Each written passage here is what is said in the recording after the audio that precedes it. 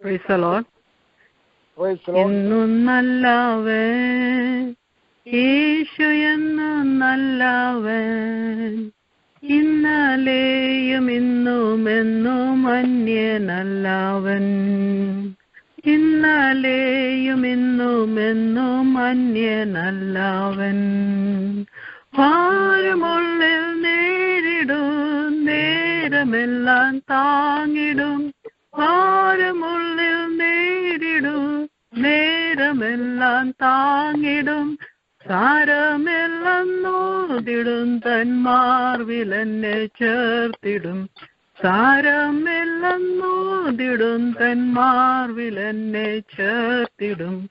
എന്നും നല്ലവൻ യേശു, എന്നും നല്ലവൻ, ഇന്നലെയും ഇന്നും എന്നും അന്യനല്ലവൻ, ഇന്നലെയും ഇന്നും എന്നും അന്യനല്ലവൻ.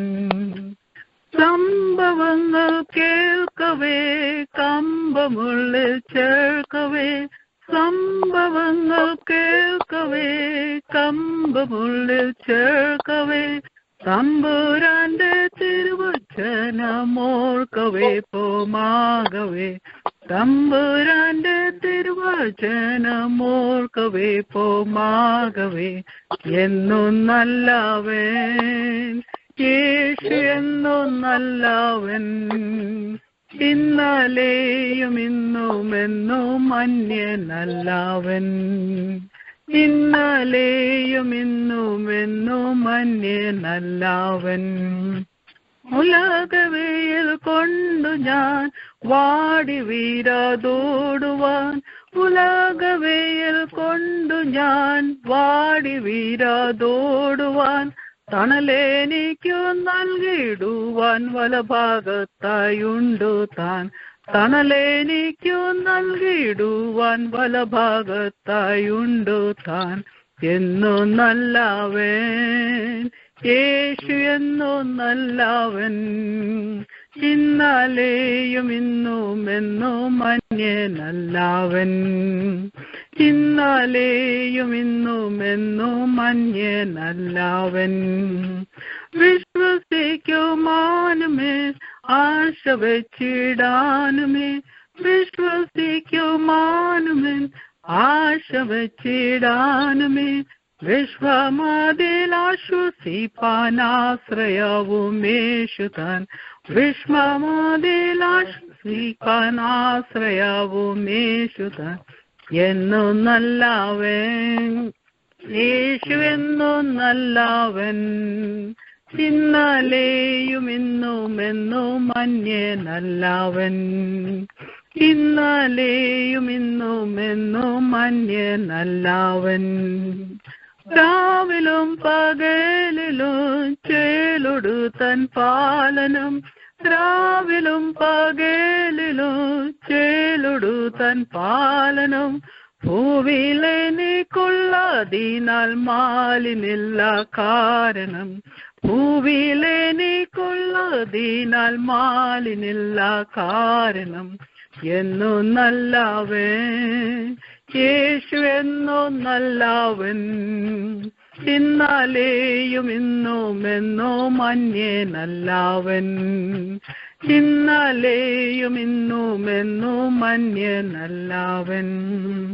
രാവിലും പകലിലും ചേലൊടു തൻ പാലനം, രാവിലും പകലിലും ചേലൊടു തൻ പാലനം, ഭൂവിലെനിക്കുള്ളതിനാൽ മാലിനില്ല കാരണം, ഭൂവിലെനിക്കുള്ളതിനാൽ മാലിനില്ല കാരണം. എന്നും നല്ലവൻ യേശു, എന്നും നല്ലവൻ, ഇന്നലെയും ഇന്നും എന്നും അന്യനല്ലവൻ, ഇന്നലെയും ഇന്നും എന്നും അന്യനല്ലവൻ. Thank you. God bless you. Thank you for beautiful song. അനുഗ്രഹിക്കപ്പെട്ട ഒരു ഗാനം പാടുവാൻ കർത്താവിന് വിലപ്പെട്ട ദാസിയെ ദൈവം സഹായിച്ചല്ലോ. അഭിഷേകവും തീവ്രതയും ദൈവശക്തിയും അവിടുന്ന് പകർന്നുവല്ലോ. പരിശുദ്ധാത്മാവിന്റെ നിറവിൽ അനുഗ്രഹിക്കപ്പെട്ട ഒരു ഗാനമാവുന്നു. നമ്മുടെ പ്രത്യാശ വർദ്ധിപ്പിക്കുന്ന അനുഗ്രഹിക്കപ്പെട്ടൊരു ഗാനം പാടുവാൻ നല്ല സ്വരവും നല്ല ശബ്ദവും കർത്താവ് കൊടുത്തിരിക്കും. ദീർഘായുസുകൊണ്ട് മക്കളെ ദൈവം തൃപ്തിപ്പെടുത്തുകയും കർത്താവിന് വേണ്ടി പാടുവാനും പ്രവർത്തിപ്പാൻ ആത്മാവിന്റെ ഫലങ്ങൾ നിറഞ്ഞേൽപ്പാൻ കർത്താവിന് വേണ്ടി ജോലിക്ക് പ്രകാശിക്കുവാൻ തക്കവണ്ണം ഇടയായി തീരട്ടെ. Thank you. God bless you. ഒക്കലമ്മ പ്രേയർലൈന് പ്രിയ മക്കളെ ദൈവം അനുഗ്രഹ വിഷയമാക്കി നിർത്തിയിരിക്കുന്നല്ലോ. ഹല്ലേലൂയ. ഹൃദയത്തിലെ ആഗ്രഹങ്ങളൊക്കെ ദൈവം പിന്നെയും മാനിക്കട്ടെ. ദീർഘായുസ് തലമുറകളായി സ്വർഗത്തിലെ ദൈവം കൊടുക്കട്ടെ. അപകടത്തിൽ നിന്നും അനർത്ഥത്തിൽ നിന്നും ആപത്തിൽ നിന്നും ബാധവ്യാധി രോഗാണത്തിൽ എല്ലാം ദൈവം വിടുവിക്കട്ടെ. ദൈവത്തിന്റെ ദൃഷ്ടി വെച്ച് ദൈവം അവിടുത്തെ ആലോചനയാൽ ബുദ്ധി ഉപദേശിച്ചു കൊണ്ട് നടത്തുവാൻ നമുക്ക് ദൈവത്തോട് പ്രാർത്ഥിക്കാം. പിള്ളേരിൽ പാട്ടുപാടുന്ന മക്കളെ എല്ലാം ഹല്ലേലൂയ ഓർത്ത് ദൈവത്തെ സ്തുതിക്കുന്നു. ഹല്ലേലൂയ. സ്തോത്രം സ്തോത്രം സ്തോത്രം. ഹല്ലേലൂയ. Thank you. God bless you. ഹല്ലേലൂയ. തുടർമാനം ദൈവനെ ശുശ്രൂഷിപ്പാൻ പോകുന്ന ദൈവഭക്തനെ നമുക്ക് ദൈവങ്ങളിൽ ഏൽപ്പിച്ച് പ്രാർത്ഥിക്കാം. പരിശുദ്ധാത്മാവിന്റെ നിറവിൽ തേജസ്സിന്റെ ശുശ്രൂഷ ഈ രാത്രികാലം വെളിപ്പെടുവാൻ വചന കേൾവിയിൽ എന്തെല്ലാം ദൈവം വാഗ്ദത്തം ചെയ്തിട്ടുണ്ടോ അതെല്ലാം നമുക്ക് പ്രാപിപ്പാൻ തക്കൊണ്ട് ഇടയായിത്തീരെ. രോഗസൗഖ്യവും വിടുതലും ഹല്ലേലൂയ അഭിഷേകവും ഹല്ലേലൂയ സ്തോത്രം അനുഗ്രഹ സമൃദ്ധി ദൈവം വചന കേൾവിയിൽ നമ്മുടെ മേൽ ദൈവം പകരും. സ്തോത്രം സ്തോത്രം സ്തോത്രം.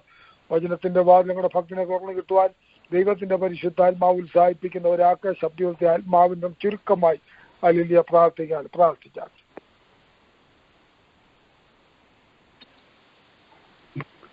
ഹല്ലേലൂയ. സ്തോത്രം സ്തോത്രം സ്തോത്രം കർത്താവേ. നന്ദിയോട് സ്തുതിക്കുന്ന കർത്താവേ. സ്തോത്രം ചെയ്യുന്ന കർത്താവേ. ഹല്ലേലൂയ. സ്തോത്രം. സർവശക്തനും നിത്യനും കാന്യവാനിങ്ങളുടെ വാഴ്ത്തപ്പെട്ട സ്വർഗീയ പിതാവേ, നല്ല സമയത്തിനായി കർത്താവെ ഞങ്ങളെ സ്തുതിക്കുന്ന സ്തോത്രം ചെയ്യുന്ന കർത്താവെ. അല്ലെങ്കിൽ കർത്താവെ വചനം പഠിക്കാനായി കടന്നു വന്നിരിക്കുന്ന കർത്താവെ. ഹല്ലേലൂയ. സ്തോത്രം. പേരിലെ തൃക്കരങ്ങൾ ഏൽപ്പിക്കുന്ന കർത്താവ് പരിശുദ്ധാത്മാവെ ആദ്യോടന്തം കർത്താവ് ഫലമേറ്റ് നടത്തുമാറാകണമേ എന്ന് പ്രാർത്ഥിക്കുന്ന കർത്താവെ. സ്തോത്രം. ഹല്ലേലൂയ. വചനം പറയുന്ന കർത്താവിന്റെ ദാസന് വേണ്ടി പ്രാർത്ഥിക്കുന്ന കർത്താവെ. അനുഗ്രഹിക്കണമേ കർത്താവെ. വചനത്തിന്റെ വാതിലുകൾ തുറന്ന കർത്താവെ. ഹല്ലേലൂയ. കർത്താവ് ഞങ്ങൾ ആവശ്യമാണ് ആലോചന പറഞ്ഞു തരുവാൻ ഇന്നത്തെ ബൈബിൾ സ്റ്റഡി ഏറ്റവും അനുഗ്രഹമായി തീരുവാൻ കർത്താവെ പരിശുദ്ധാത്മാവെ അവിടുന്ന് സഹായിക്കണമേ എന്ന് പ്രാർത്ഥിക്കുന്ന കർത്താവെ. സ്തോത്രം സ്തോത്രം സ്തോത്രം കർത്താവെ. കൗശിക സ്തോത്രം പാട്ടുപാടുവാനൊക്കെയും കർത്താവ് കൃപയതല്ല കർത്താവെ. നന്ദിയോട് സ്തോത്രം ചെയ്യുന്ന കർത്താവെ. നിന്റെ കുഞ്ഞുങ്ങളെ കുടുംബമായി കർത്താവെ. സ്തോത്രം. അവനും കൊടുത്ത കുഞ്ഞുങ്ങളെയും കർത്താവെ അവരെ അനുഗ്രഹിക്കണമേ എന്ന് പ്രാർത്ഥിക്കുന്ന കർത്താവെ. സൗരകുടുംബങ്ങളെ പ്രിയപ്പെട്ടവരെ എല്ലാവർക്കും പ്രാർത്ഥിക്കുന്നു കർത്താവെ. പ്രത്യേകമായ സമയം കർത്താവെ. സ്തോത്രം സ്തോത്രം കർത്താവെ. ലീഡിയെന്ന കർത്താവിന്റെ ദാസനെയും കർത്താവെ. സ്തോത്രം. കുടുംബത്തെയും കുഞ്ഞുങ്ങളെയൊക്കെ ചൂഞ്ഞിനെയൊക്കെ ഓർത്ത് പ്രാർത്ഥിക്കുന്നു. ലൈനായിരിക്കുന്ന എല്ലാ പ്രിയപ്പെട്ടവരെയും കർത്താവിന്റെ കരങ്ങളിൽ ഏൽപ്പിക്കുന്ന കർത്താവെ. അല്പസമയത്തെ പാദത്തിൽ ഞങ്ങളായിരിക്കട്ടെ കർത്താവെ. കർത്താവിന്റെ ശബ്ദം കേൾപ്പാൻ കർത്താവിന്റെ ഹാലിലെ കർത്താവ് ഒക്കെ ശബ്ദം കേട്ട് അതനുസരിച്ച് ജയിപ്പാൻ കർത്താവ് സഹായിക്കണമേ എന്ന് പ്രാർത്ഥിക്കുന്നു. എല്ലാ വിഷയങ്ങളും കർത്താവിന്റെ കാര്യങ്ങളിൽ ഏൽപ്പിക്കുന്ന പ്രാർത്ഥന കേട്ടിരിക്കുക. സ്തോത്രം. യേശുക്രിസ്തുനാഥിൽ അപേക്ഷിക്കുന്ന പിതാവേ കൃപയോടെ കേൾക്കണമേ. ആമേൻ. സ്തോത്രം.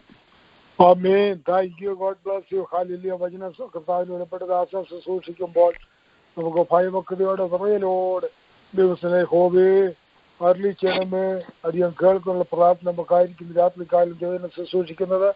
ഇവാഞ്ചലിസ്റ്റ് ജോസഫ് പാലമട്ടം കർത്താവിന് വെളിപ്പെട്ട ദാസൻ ഹല്ലേലൂയ വചനം സൂക്ഷിക്കുമ്പോൾ വളരെ പ്രാർത്ഥന നമുക്കായിരിക്കാം.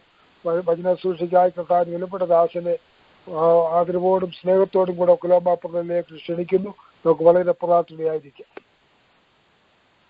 ഹല്ലേലൂയ. സ്തോത്രം. ദൈവനാമം വാഴ്ത്തപ്പെടുമാറാകട്ടെ. കേൾക്കുന്ന തടസ്സമില്ലല്ലേ? ഓക്കെ. ദൈവനാമം വാഴ്ത്തപ്പെടുമാറാകട്ടെ. നല്ല വൈകിയ വേളയ്ക്കായി ദൈവത്തെ സ്തുതിക്കുന്നു. ഇപ്രകാരം നമുക്ക് ദൈവ വചനത്തിന്റെ മുമ്പാകെ ആയിരിക്കാൻ തക്കണം ദൈവം നമുക്ക് വേണ്ടി ഒരുക്കിയ സവാസന ദൈവത്തെ സ്തുതിക്കുന്നു. നമ്മൾ പല വിഷയങ്ങളോട് പ്രാർത്ഥിക്കേണ്ടിയായിരുന്നല്ലോ. അതൊക്കെ ദൈവം ശ്രദ്ധ വെച്ച് കേട്ട് നമുക്ക് വേണ്ടി വലിയ ചെയ്യുന്ന ദൈവമാണ്. കഴിഞ്ഞ കാലങ്ങളിൽ നമ്മുടെ പ്രാർത്ഥന കേട്ട് നമ്മെ സഹായിച്ച ദൈവം പിന്നെയും നമുക്ക് വേണ്ടി വലിയ ചെയ്ത് സഹായിക്കുന്ന ദിവസങ്ങളിൽ ദേശത്തിന് വേണ്ടി രാജ്യങ്ങൾക്ക് വേണ്ടിയൊക്കെയും നമ്മൾ പാർക്കുന്ന ദേശത്തിനും നമ്മുടെ തലമുറകൾക്കൊക്കെ വേണ്ടി ഇന്ന് ധാരാളമായി പ്രാർത്ഥിക്കേണ്ടിയിരിക്കുന്നു. ദൈവ പ്രാർത്ഥന കേട്ട് ദൈവം നമ്മെ സഹായിച്ച് നമ്മുടെ വഴി നടത്തുമാറാകട്ടെ. ഈ മീറ്റിംഗിന് ഇന്ന് പകൽക്കാലം ഈ വൈകിയ സമയത്ത് ലീഡർഷിപ്പ് നേതൃത്വം കൊടുക്കുന്ന ലീഡ് ചെയ്യുന്ന വിലയേറിയ ദേവദാസിനെ ഓർ ദൈവത്തെ സ്തുതിക്കുന്നു. ധാരാളമായി ദൈവം അനുഗ്രഹിക്കട്ടെ. പാട്ടുപാടി പ്രാർത്ഥിച്ച പ്രിയ ദേവദാസി അവരെയും ദൈവം ധാരാളമായി അനുഗ്രഹിക്കുമാറാകട്ടെ, സഹായിക്കുമാറാകട്ടെ. ഒക്ലഹോമ പ്രയർ ലൈനിന് നേതൃത്വം നൽകി വരുന്ന പ്രിയ കർത്താൻദാസൻ സാക്ഷറിയാനെയും ശിശു വിജയും മക്കളെയും ദൈവം ധാരാളമായി അനുഗ്രഹിക്കുമാറാകട്ടെ എന്ന് പ്രാർത്ഥിക്കുന്നു. ഈ പ്രയർ ലൈനിലുള്ള എല്ലാവർക്കുമായി ദൈവത്തെ സ്തുതിക്കുന്നു. വേഗം വരുന്ന യേശു ക്രിസ്തു നാമത്തിലുള്ള സ്നേഹ വന്ദനങ്ങളെ ഈ സമയത്ത് അറിയിക്കുന്നു. നമ്മൾ പഠിച്ചു വരുന്ന ഫിലിപ്പിയ ലേഖനം ഇതുവരെ 1-ാം അധ്യായം 11 വരെയുള്ള വാക്യങ്ങൾ നമ്മൾ പഠിച്ചത്. ഇന്ന് വൈകിയ സമയത്ത് ഫിലിപ്പി ലേഖനം 12-13 വാക്യങ്ങളാണ് നമ്മൾ ചിന്തയ്ക്കായി എടുത്തിരിക്കുന്നത്. ഫിലിപ്പി ലേഖനം 1-ാം അധ്യായം അതിന്റെ 12-13 വാക്യങ്ങൾ. ആരെങ്കിലും എടുത്തവരുണ്ടെങ്കിൽ അത് വായിക്കാം, ഇല്ലെങ്കിൽ ഞാൻ തന്നെ വായിക്കുന്നതായിരിക്കും. ഫിലിപ്പി ലേഖനം 1-ാം അധ്യായം 12-13 വാക്യങ്ങൾ. സ്തോത്രം.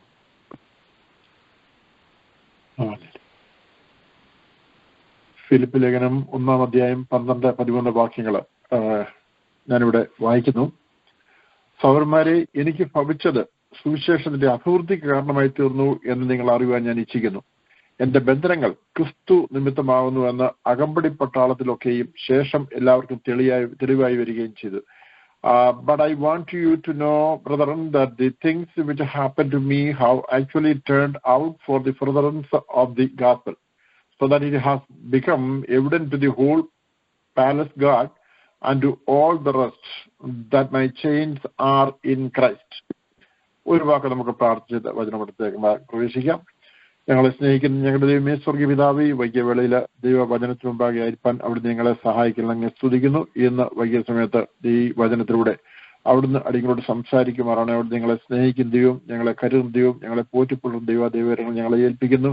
ഇന്ന് വൈകിയ സമയത്ത് ഞങ്ങൾക്ക് ആവശ്യമായ വചനം ഞങ്ങൾ കേൾക്കുവാനും അത് ഞങ്ങളുടെ ജീവിതത്തിന് അനുഗ്രഹവും വിടുതൽ കാരണത്തിന് ഇടയാക്കണമേ. ദൈവ സാന്നിധ്യത്തിന്റെ മറവിൽ ഞങ്ങളെ സൂക്ഷിക്കണമേ. തിരുനാമം ഞങ്ങളുടെ ഉയർത്തിപ്പുണ്ടാക്കണം. കേൾക്കുന്ന വചനം ഞങ്ങൾക്ക് ഉപകാരമായി വരുവാന് അത് ഞങ്ങൾക്ക് ദൈവമേ അനുഗ്രഹമായി തരുവാൻ ഞങ്ങളെ സഹായിക്കണം. ഈ പ്രേരണയിലായിരിക്കുന്ന എല്ലാവരെയും സഹായിക്കാൻ അനുഗ്രഹം ചെയ്യണമേ.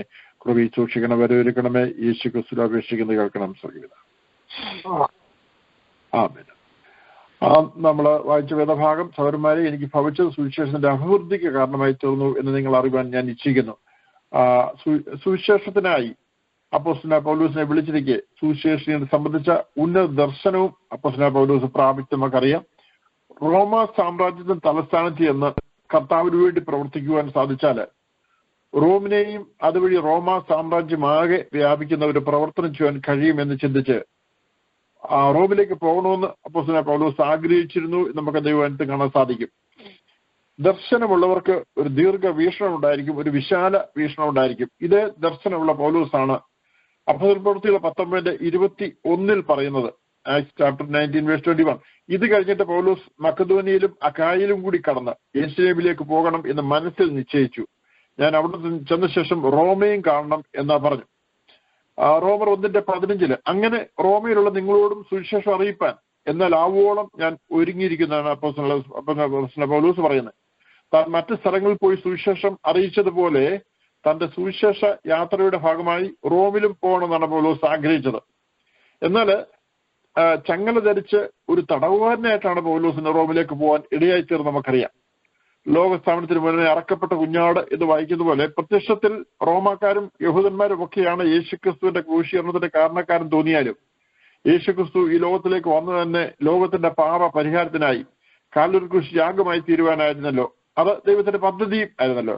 അതുപോലെ അപ്പോസ്തലനായ പൗലോസ് തടവിലായിരിക്കുന്നതും പീഡനം കൊണ്ട് കടന്നു പോയതും ദൈവത്തിന്റെ കാര്യ പരിപാടിയുടെ ഭാഗമായിരുന്നു നമുക്ക് ഈ ഭാഗം പഠിക്കുമ്പോൾ മനസ്സിലാക്കാൻ കഴിയും. അതുകൊണ്ടാണ് എഫേസ്യർ 3:1 ഇങ്ങനെ അപ്പോസ്തലനായ പൗലോസ് പറയുന്നത്, അത് നിമിത്തം പൗലോസ് എന്ന് ഞാൻ ജാതികളായ നിങ്ങൾക്ക് വേണ്ടി ക്രിസ്തുവിന്റെ ബദ്ധനായിരിക്കുന്നു എന്ന് പറയുന്നത്. താൻ ക്രിസ്തുവിന് വേണ്ടി ബദ്ധനായിരിക്കുന്നു എന്നാണ് ഇവിടെ പറഞ്ഞിരിക്കുന്നത്. പൗലോസിന്റെ ജീവിതത്തിൽ സംഭവിച്ചൊക്കെയും മാനുഷ്യ ദൃഷ്ടിയിൽ അപ്രതീക്ഷിത സംഭവം തോന്നിയേക്കാം. എന്നാൽ ദൈവം മുന്നമേ ഒരുക്കിയ കാര്യങ്ങളായിരുന്നു തന്റെ ജീവിതത്തിൽ നിവൃത്തിയായതെന്ന് ദൈവദിനം വെച്ച് നമുക്ക് കാണാൻ സാധിക്കും. ദമസ്കോസിൽ കണ്ണു കാണാൻ കഴിയാത്തവനായിരിക്കുന്ന പൗലോസിന് വേണ്ടി പ്രാർത്ഥിക്കുവാൻ അനന്യാസിനോട് പറയുന്ന വേളയിൽ അന്യാസ് പൗലോസിനെ സംബന്ധിച്ച് ഭയപ്പാടോട് പ്രതികരിക്കുമ്പോൾ കർത്താവ് പറയുന്ന വാക്കുകൾ അപ്പോസ്തലപ്രവൃത്തികൾ 9:15-16 വാക്കുകൾ നമ്മളിങ്ങനെ വായിക്കുന്നുണ്ട്.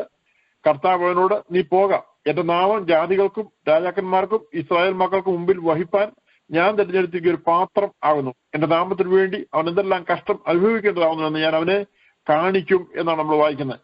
തന്റെ റോമിലേക്കുള്ള യാത്രയെക്കുറിച്ച് വളരെയേറെ തനിക്ക് എഴുതാനുണ്ടെങ്കിലും നാം വായിച്ചു തുടങ്ങിയ ഫിലിപ്പർ 1:12 കാണുന്ന പോലെ എനിക്ക് ഭവിച്ചത് സുവിശേഷത്തിന്റെ അഭിവൃദ്ധിക്ക് കാരണമായി തീർന്നു എന്ന് സംക്ഷിപ്തമായി പൗലോസ് എഴുതി നിർത്തി നമുക്ക് കാണാൻ സാധിക്കും. എന്നാൽ റോമിലേക്കുള്ള യാത്രയോടുള്ള ബന്ധത്തില് പൗലോസ് സംഭവിച്ച കാര്യങ്ങൾ മനസ്സിലാക്കണമെങ്കിൽ അപ്പോസ്തലപ്രവൃത്തികൾ 21:17 മുതൽ അപ്പോസ്തലപ്രവൃത്തികൾ അധ്യായം 30 വരെയുള്ള ചരിത്രം പരിശോധിച്ച് നമുക്ക് മനസ്സിലാക്കാൻ സാധിക്കും. അപ്പോസ്തല പ്രവൃത്തികൾ 21:17 പൗലോസ് യെരുശലേമിൽ എത്തിച്ചത് നമ്മൾ കാണാൻ സാധിക്കും. 21-28 വാക്യങ്ങളിൽ യഹൂദന്മാർ ജനത്തിനും ന്യായപ്രമാണത്തിനും ഈ സ്ഥലത്തിനും വിരോധമായി എല്ലായിടത്തും എല്ലാവരെയും ഉപദേശിക്കണമെന്ന് വിളിച്ചു പറഞ്ഞ് പൗലോസിനെ പിടിച്ച് കൊല്ലുവാൻ ഭാവിക്കുമ്പോൾ സഹസ്രാധിപൻ തന്റെ പടയാളികളായി വന്ന് പൗലോസിനെ പിടിച്ച് ചങ്ങല വയ്ക്കുകയും സഹസ്രാധിപന്റെ അനുഭവത്തോടെ തനിക്കെതിരായ ജനക്കൂട്ടത്തോട് പൗലോസ് സംസാരിക്കുകയും ചെയ്ത് നമുക്ക് കാണാൻ സാധിക്കും. അപ്പോസ്തല പ്രവൃത്തി 22:30 അടുത്ത ദിവസം പൗലോസിനെ ന്യായാധിപ സംഘത്തിന്റെ മുമ്പിൽ വിചാരണയ്ക്കായി നിർത്തുന്നുണ്ട്. വിചാരണ മധ്യേ ഉണ്ടായ കലഹം നടക്കുമ്പോൾ അവർ പൗലോസിനെ ചിന്തിക്കളയുമെന്ന് പേടിച്ച് സഹസ്രാധിപൻ പൗലോസിനെ പിടിച്ചെടുത്ത് കോട്ടയിൽ കൊണ്ടുപോവുകയും ചെയ്ത് നമ്മൾ വായിക്കുന്നുണ്ട്.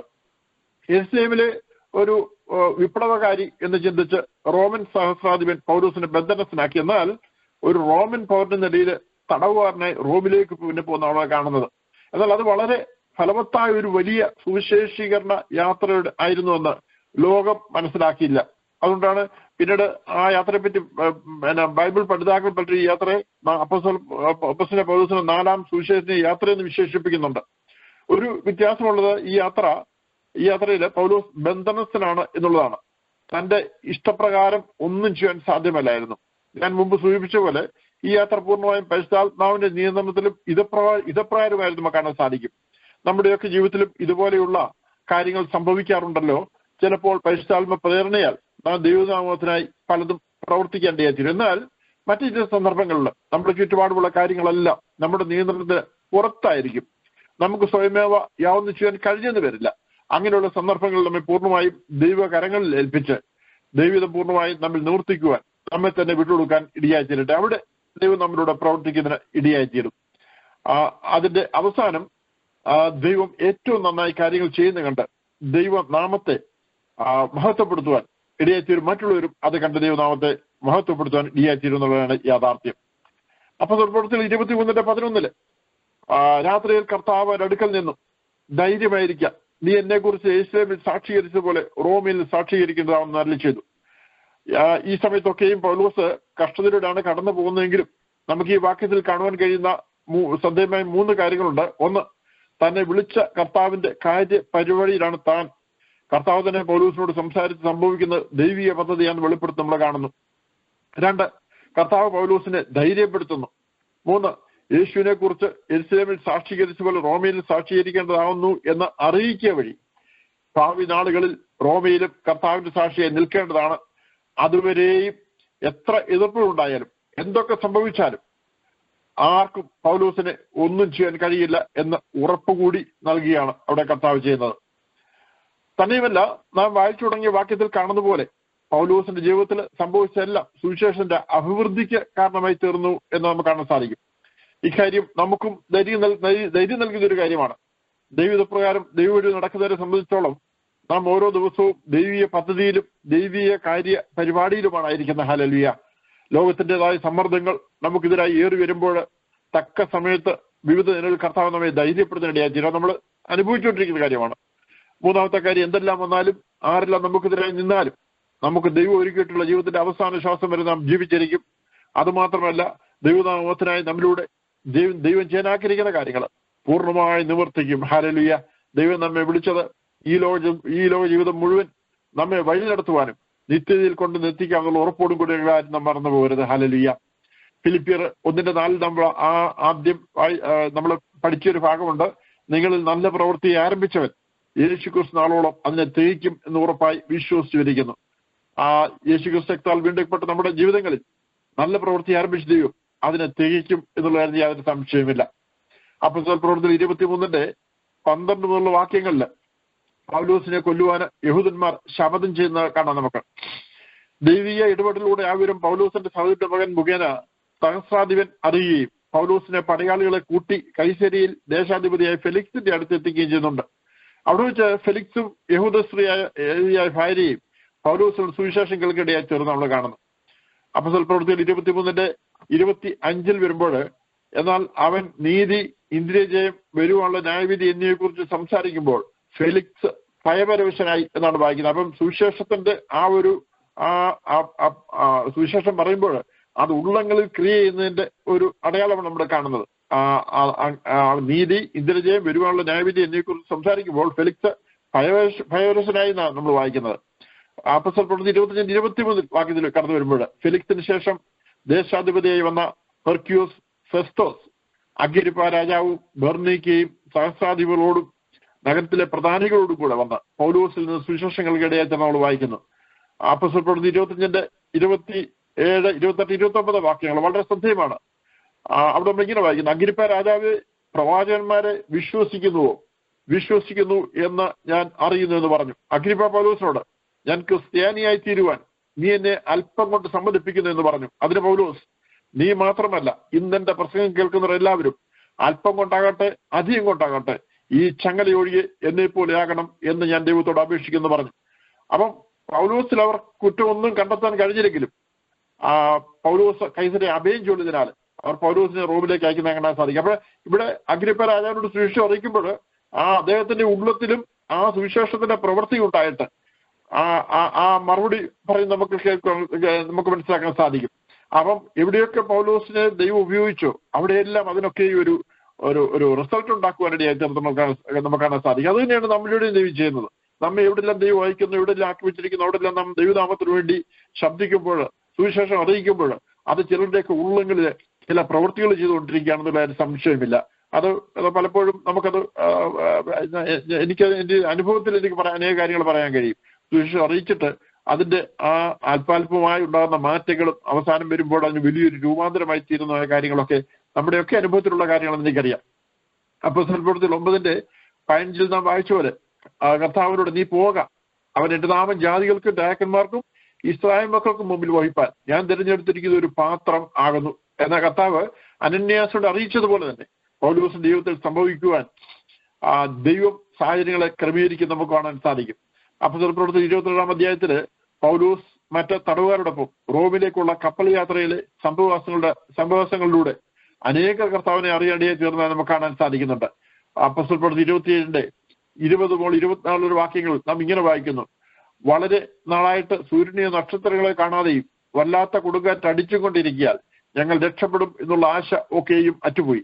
അവർ വളരെ പട്ടിണി കിടന്ന ശേഷം പൗലോസ് അവരുടെ നടുവിൽ നിന്നുകൊണ്ട് പറഞ്ഞത്, പുരുഷന്മാരെ, എന്റെ വാക്കനുസരിച്ച് ക്രയത്തിൽ നീക്കാതെയും ഈ കഷ്ടനഷ്ടങ്ങൾ സമ്പാദിക്കാതെയും ഇരിക്കേണ്ടതായിരുന്നു. എങ്കിലും ഇപ്പോൾ ധൈര്യത്തോടിരിപ്പാൻ ഞാൻ നിങ്ങളോട് അപേക്ഷിക്കുന്നു. കപ്പലിനല്ലാതെ നിങ്ങൾ ആരുടെയും പ്രാണന് ഹാനി വരികയില്ല.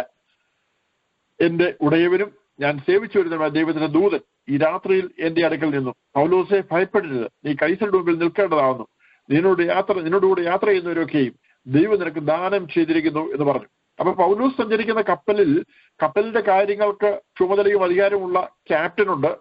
ആ ക്യാപ്റ്റന്റെ കൂടെ, കപ്പിത്താന്റെ കൂടെ ജോലി ചെയ്യുന്ന കപ്പൽ ജോലിക്കാരുണ്ട്. അതേസമയം തടവുകാരുടെ ചുമതലക്കാരനായി റോമാ സാമ്രാജ്യത്തെ പ്രതിനിധീകരിച്ച് യൂലിയോസ് എന്ന ശതാധിപനും മറ്റു പട്ടാളക്കാരുമുണ്ട്. അപ്പം ഇതുവരെയും കപ്പലിൽ പൗലോസ് ഒരു തടവുകാരൻ മാത്രമായിരുന്നെങ്കിൽ ഇപ്പോൾ കപ്പലിലാകെയുള്ള 276 പേരിൽ താൻ ഒഴികെ 275 പേരെയും ദൈവം പൗലോസിന്റെ കൈകളിൽ കൊടുത്തിരിക്കുകയാണ്. അതാണ് പറയുന്നത്, നിന്നോട് യാത്ര ചെയ്തതൊക്കെയും ദൈവം നിനക്ക് ദാനം ചെയ്തിരിക്കുന്ന പറഞ്ഞിരിക്കുന്നത്. അപ്പൊ ദാനം ചെയ്തിരിക്കുന്ന പറയുമ്പോൾ അവിടെ രണ്ട് കാര്യങ്ങൾ നമുക്ക് മനസ്സിലാക്കുന്നത്. ഒന്ന്, ഇപ്പോൾ പൗലോസിന്റെ കയ്യിലേക്ക് വിട്ടുകൊടുത്തിരിക്കുകയാണ്. രണ്ട്, ആത്മീയമായും അവരെ കർത്താവിന് വേണ്ടി നേടുവാനായി പൗലോസിന്, അല്ലെങ്കിൽ ആ സുവിശേഷം അറിയിക്കുമ്പോൾ അവർ വിടുതൽ പ്രാപിക്കത്തക്കണം അവരെ പൗലോസിന്റെ കാര്യങ്ങളിൽ ഏൽപ്പിച്ചിരിക്കുന്നു എന്നാണ് പറഞ്ഞിരിക്കുന്നത്. അപ്പൊ ഇവിടെ ദൈവം പൗലോസിനെ അറിയിക്കുന്ന 3 കാര്യങ്ങളുണ്ട്. ഒന്ന്, നീ ഭയപ്പെടരുത്. 2, വഴിയാത്ര നിനക്കൊന്നും സംഭവിക്കാതെ നീ കൈസരുടെ മുമ്പിൽ നിൽക്കും. 3, നിന്നോട് കൂടെയുള്ളവരൊക്കെയും ദൈവം നിനക്ക് ദാനം ചെയ്തിരിക്കുന്നു. നമ്മോടും ഈ രാത്രിക്കാലം എന്നെ കേൾക്കുന്നവരോട് ദൈവത്തിന്റെ ആത്മാവിന് പറയാനുള്ളതാണ്. ലോകക്കാരായ പല പ്രമുഖർ നമ്മോടൊപ്പം ഉണ്ടെങ്കിലും, അത് ജോലി സ്ഥാനങ്ങളിലോ മറ്റെവിടെയെങ്കിലും ആകട്ടെ, നമ്മയാണ് ദൈവം മറ്റുള്ളവർക്ക് മീതെ ആത്മീയ അധികാരിയാക്കി ആ സ്ഥാനങ്ങൾ വെച്ചിരിക്കുന്നവരെ മറന്നു പോകരുത്. മറ്റു രീതിയിൽ പറഞ്ഞാൽ, ആകാശവും ഭൂമിയും അതിലെ സകലത്തെയും സൃഷ്ടിച്ച് ഭരിച്ചു വാഴുന്ന സർവശക്തനായ ദൈവത്തിന്റെ പ്രതിനിധിയായി, യേശുക്രിസ്തുവിന്റെ അംബാസഡറായി ദൈവം നമ്മയാണ് ഓരോ സ്ഥലങ്ങളിലും സ്ഥാനങ്ങൾ നിയമിച്ചാക്കിയിരിക്കുന്നതായിരുന്നു നാം മറന്നു പോകരുത്.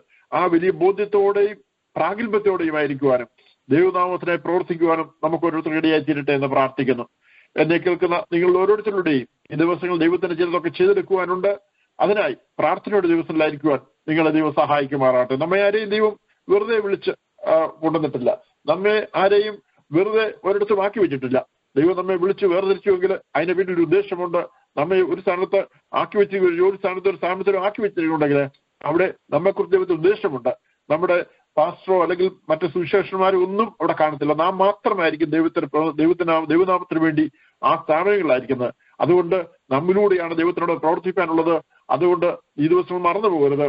നമ്മിലൂടെ ദൈവത്തിന് വലിയ പ്രവൃത്തികൾ ചെയ്തെടുക്കാനുണ്ട്. ആ വലിയ ആ മനസ്സിലാക്കലോടുകൂടി ദിവസങ്ങൾ നമ്മളായിരിക്കുമ്പോൾ ദൈവം നമ്മളോട് പ്രവർത്തിക്കും. അത് നമ്മളെ ആക്കിയ സ്ഥാനത്ത് അനേകർക്ക് വിടുതൽ കാരണമായി തീരും. അതിനാൽ ദൈവം നിങ്ങളെ ഓരോരുത്തരെയും സഹായിക്കുവാൻ പ്രാർത്ഥിക്കുന്നു. ഹല്ലേലൂയ. അപ്പൊ പൗലോസിനോട് സംസാരിച്ചു പോലെ നമ്മോടും ദൈവത്തിന് പറയാനുള്ളത്, നമ്മെ ഭയപ്പെടുത്തുന്ന കാര്യങ്ങൾ നമുക്ക് ചുറ്റും സംഭവിച്ചേക്കാം. എന്നിരുന്നാലും നാം ഭയപ്പെടേണ്ട കാര്യമില്ല.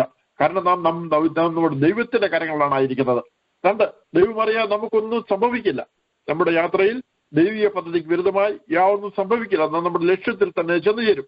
3, നമ്മോടൊപ്പം യാത്ര ചെയ്യുന്നവരെ ദൈവം നമുക്ക് നൽകിയിരിക്കുന്നു. പ്രവൃത്തികൾ അപ്പോസ്തല പ്രവൃത്തി 27:34 ഇങ്ങനെ നമ്മൾ അതുകൊണ്ട് ആഹാരം കഴിക്കേണ്ടി ഞാൻ നിങ്ങളോട് അപേക്ഷിക്കുന്നു, അത് നിങ്ങളുടെ രക്ഷയ്ക്കുള്ളതല്ലോ, നിങ്ങളുടെ ഒരുത്തിന്റെയും തലയിലെ ഒരു രോമം പോലും നഷ്ടമാകില്ല നിശ്ചയം എന്ന് പറഞ്ഞു. അപ്പൊ ദൈവത്തിൽ നിന്നും പ്രാപിച്ചിട്ട് വളരെ നിശ്ചയത്തോടെയാണ് പൗലോസ് പറയുന്നത്, നിങ്ങൾ ഓരോരുത്തരുടെയും തലയിലെ ഒരു രോമം പോലും നഷ്ടമാകുകയില്ല എന്ന്.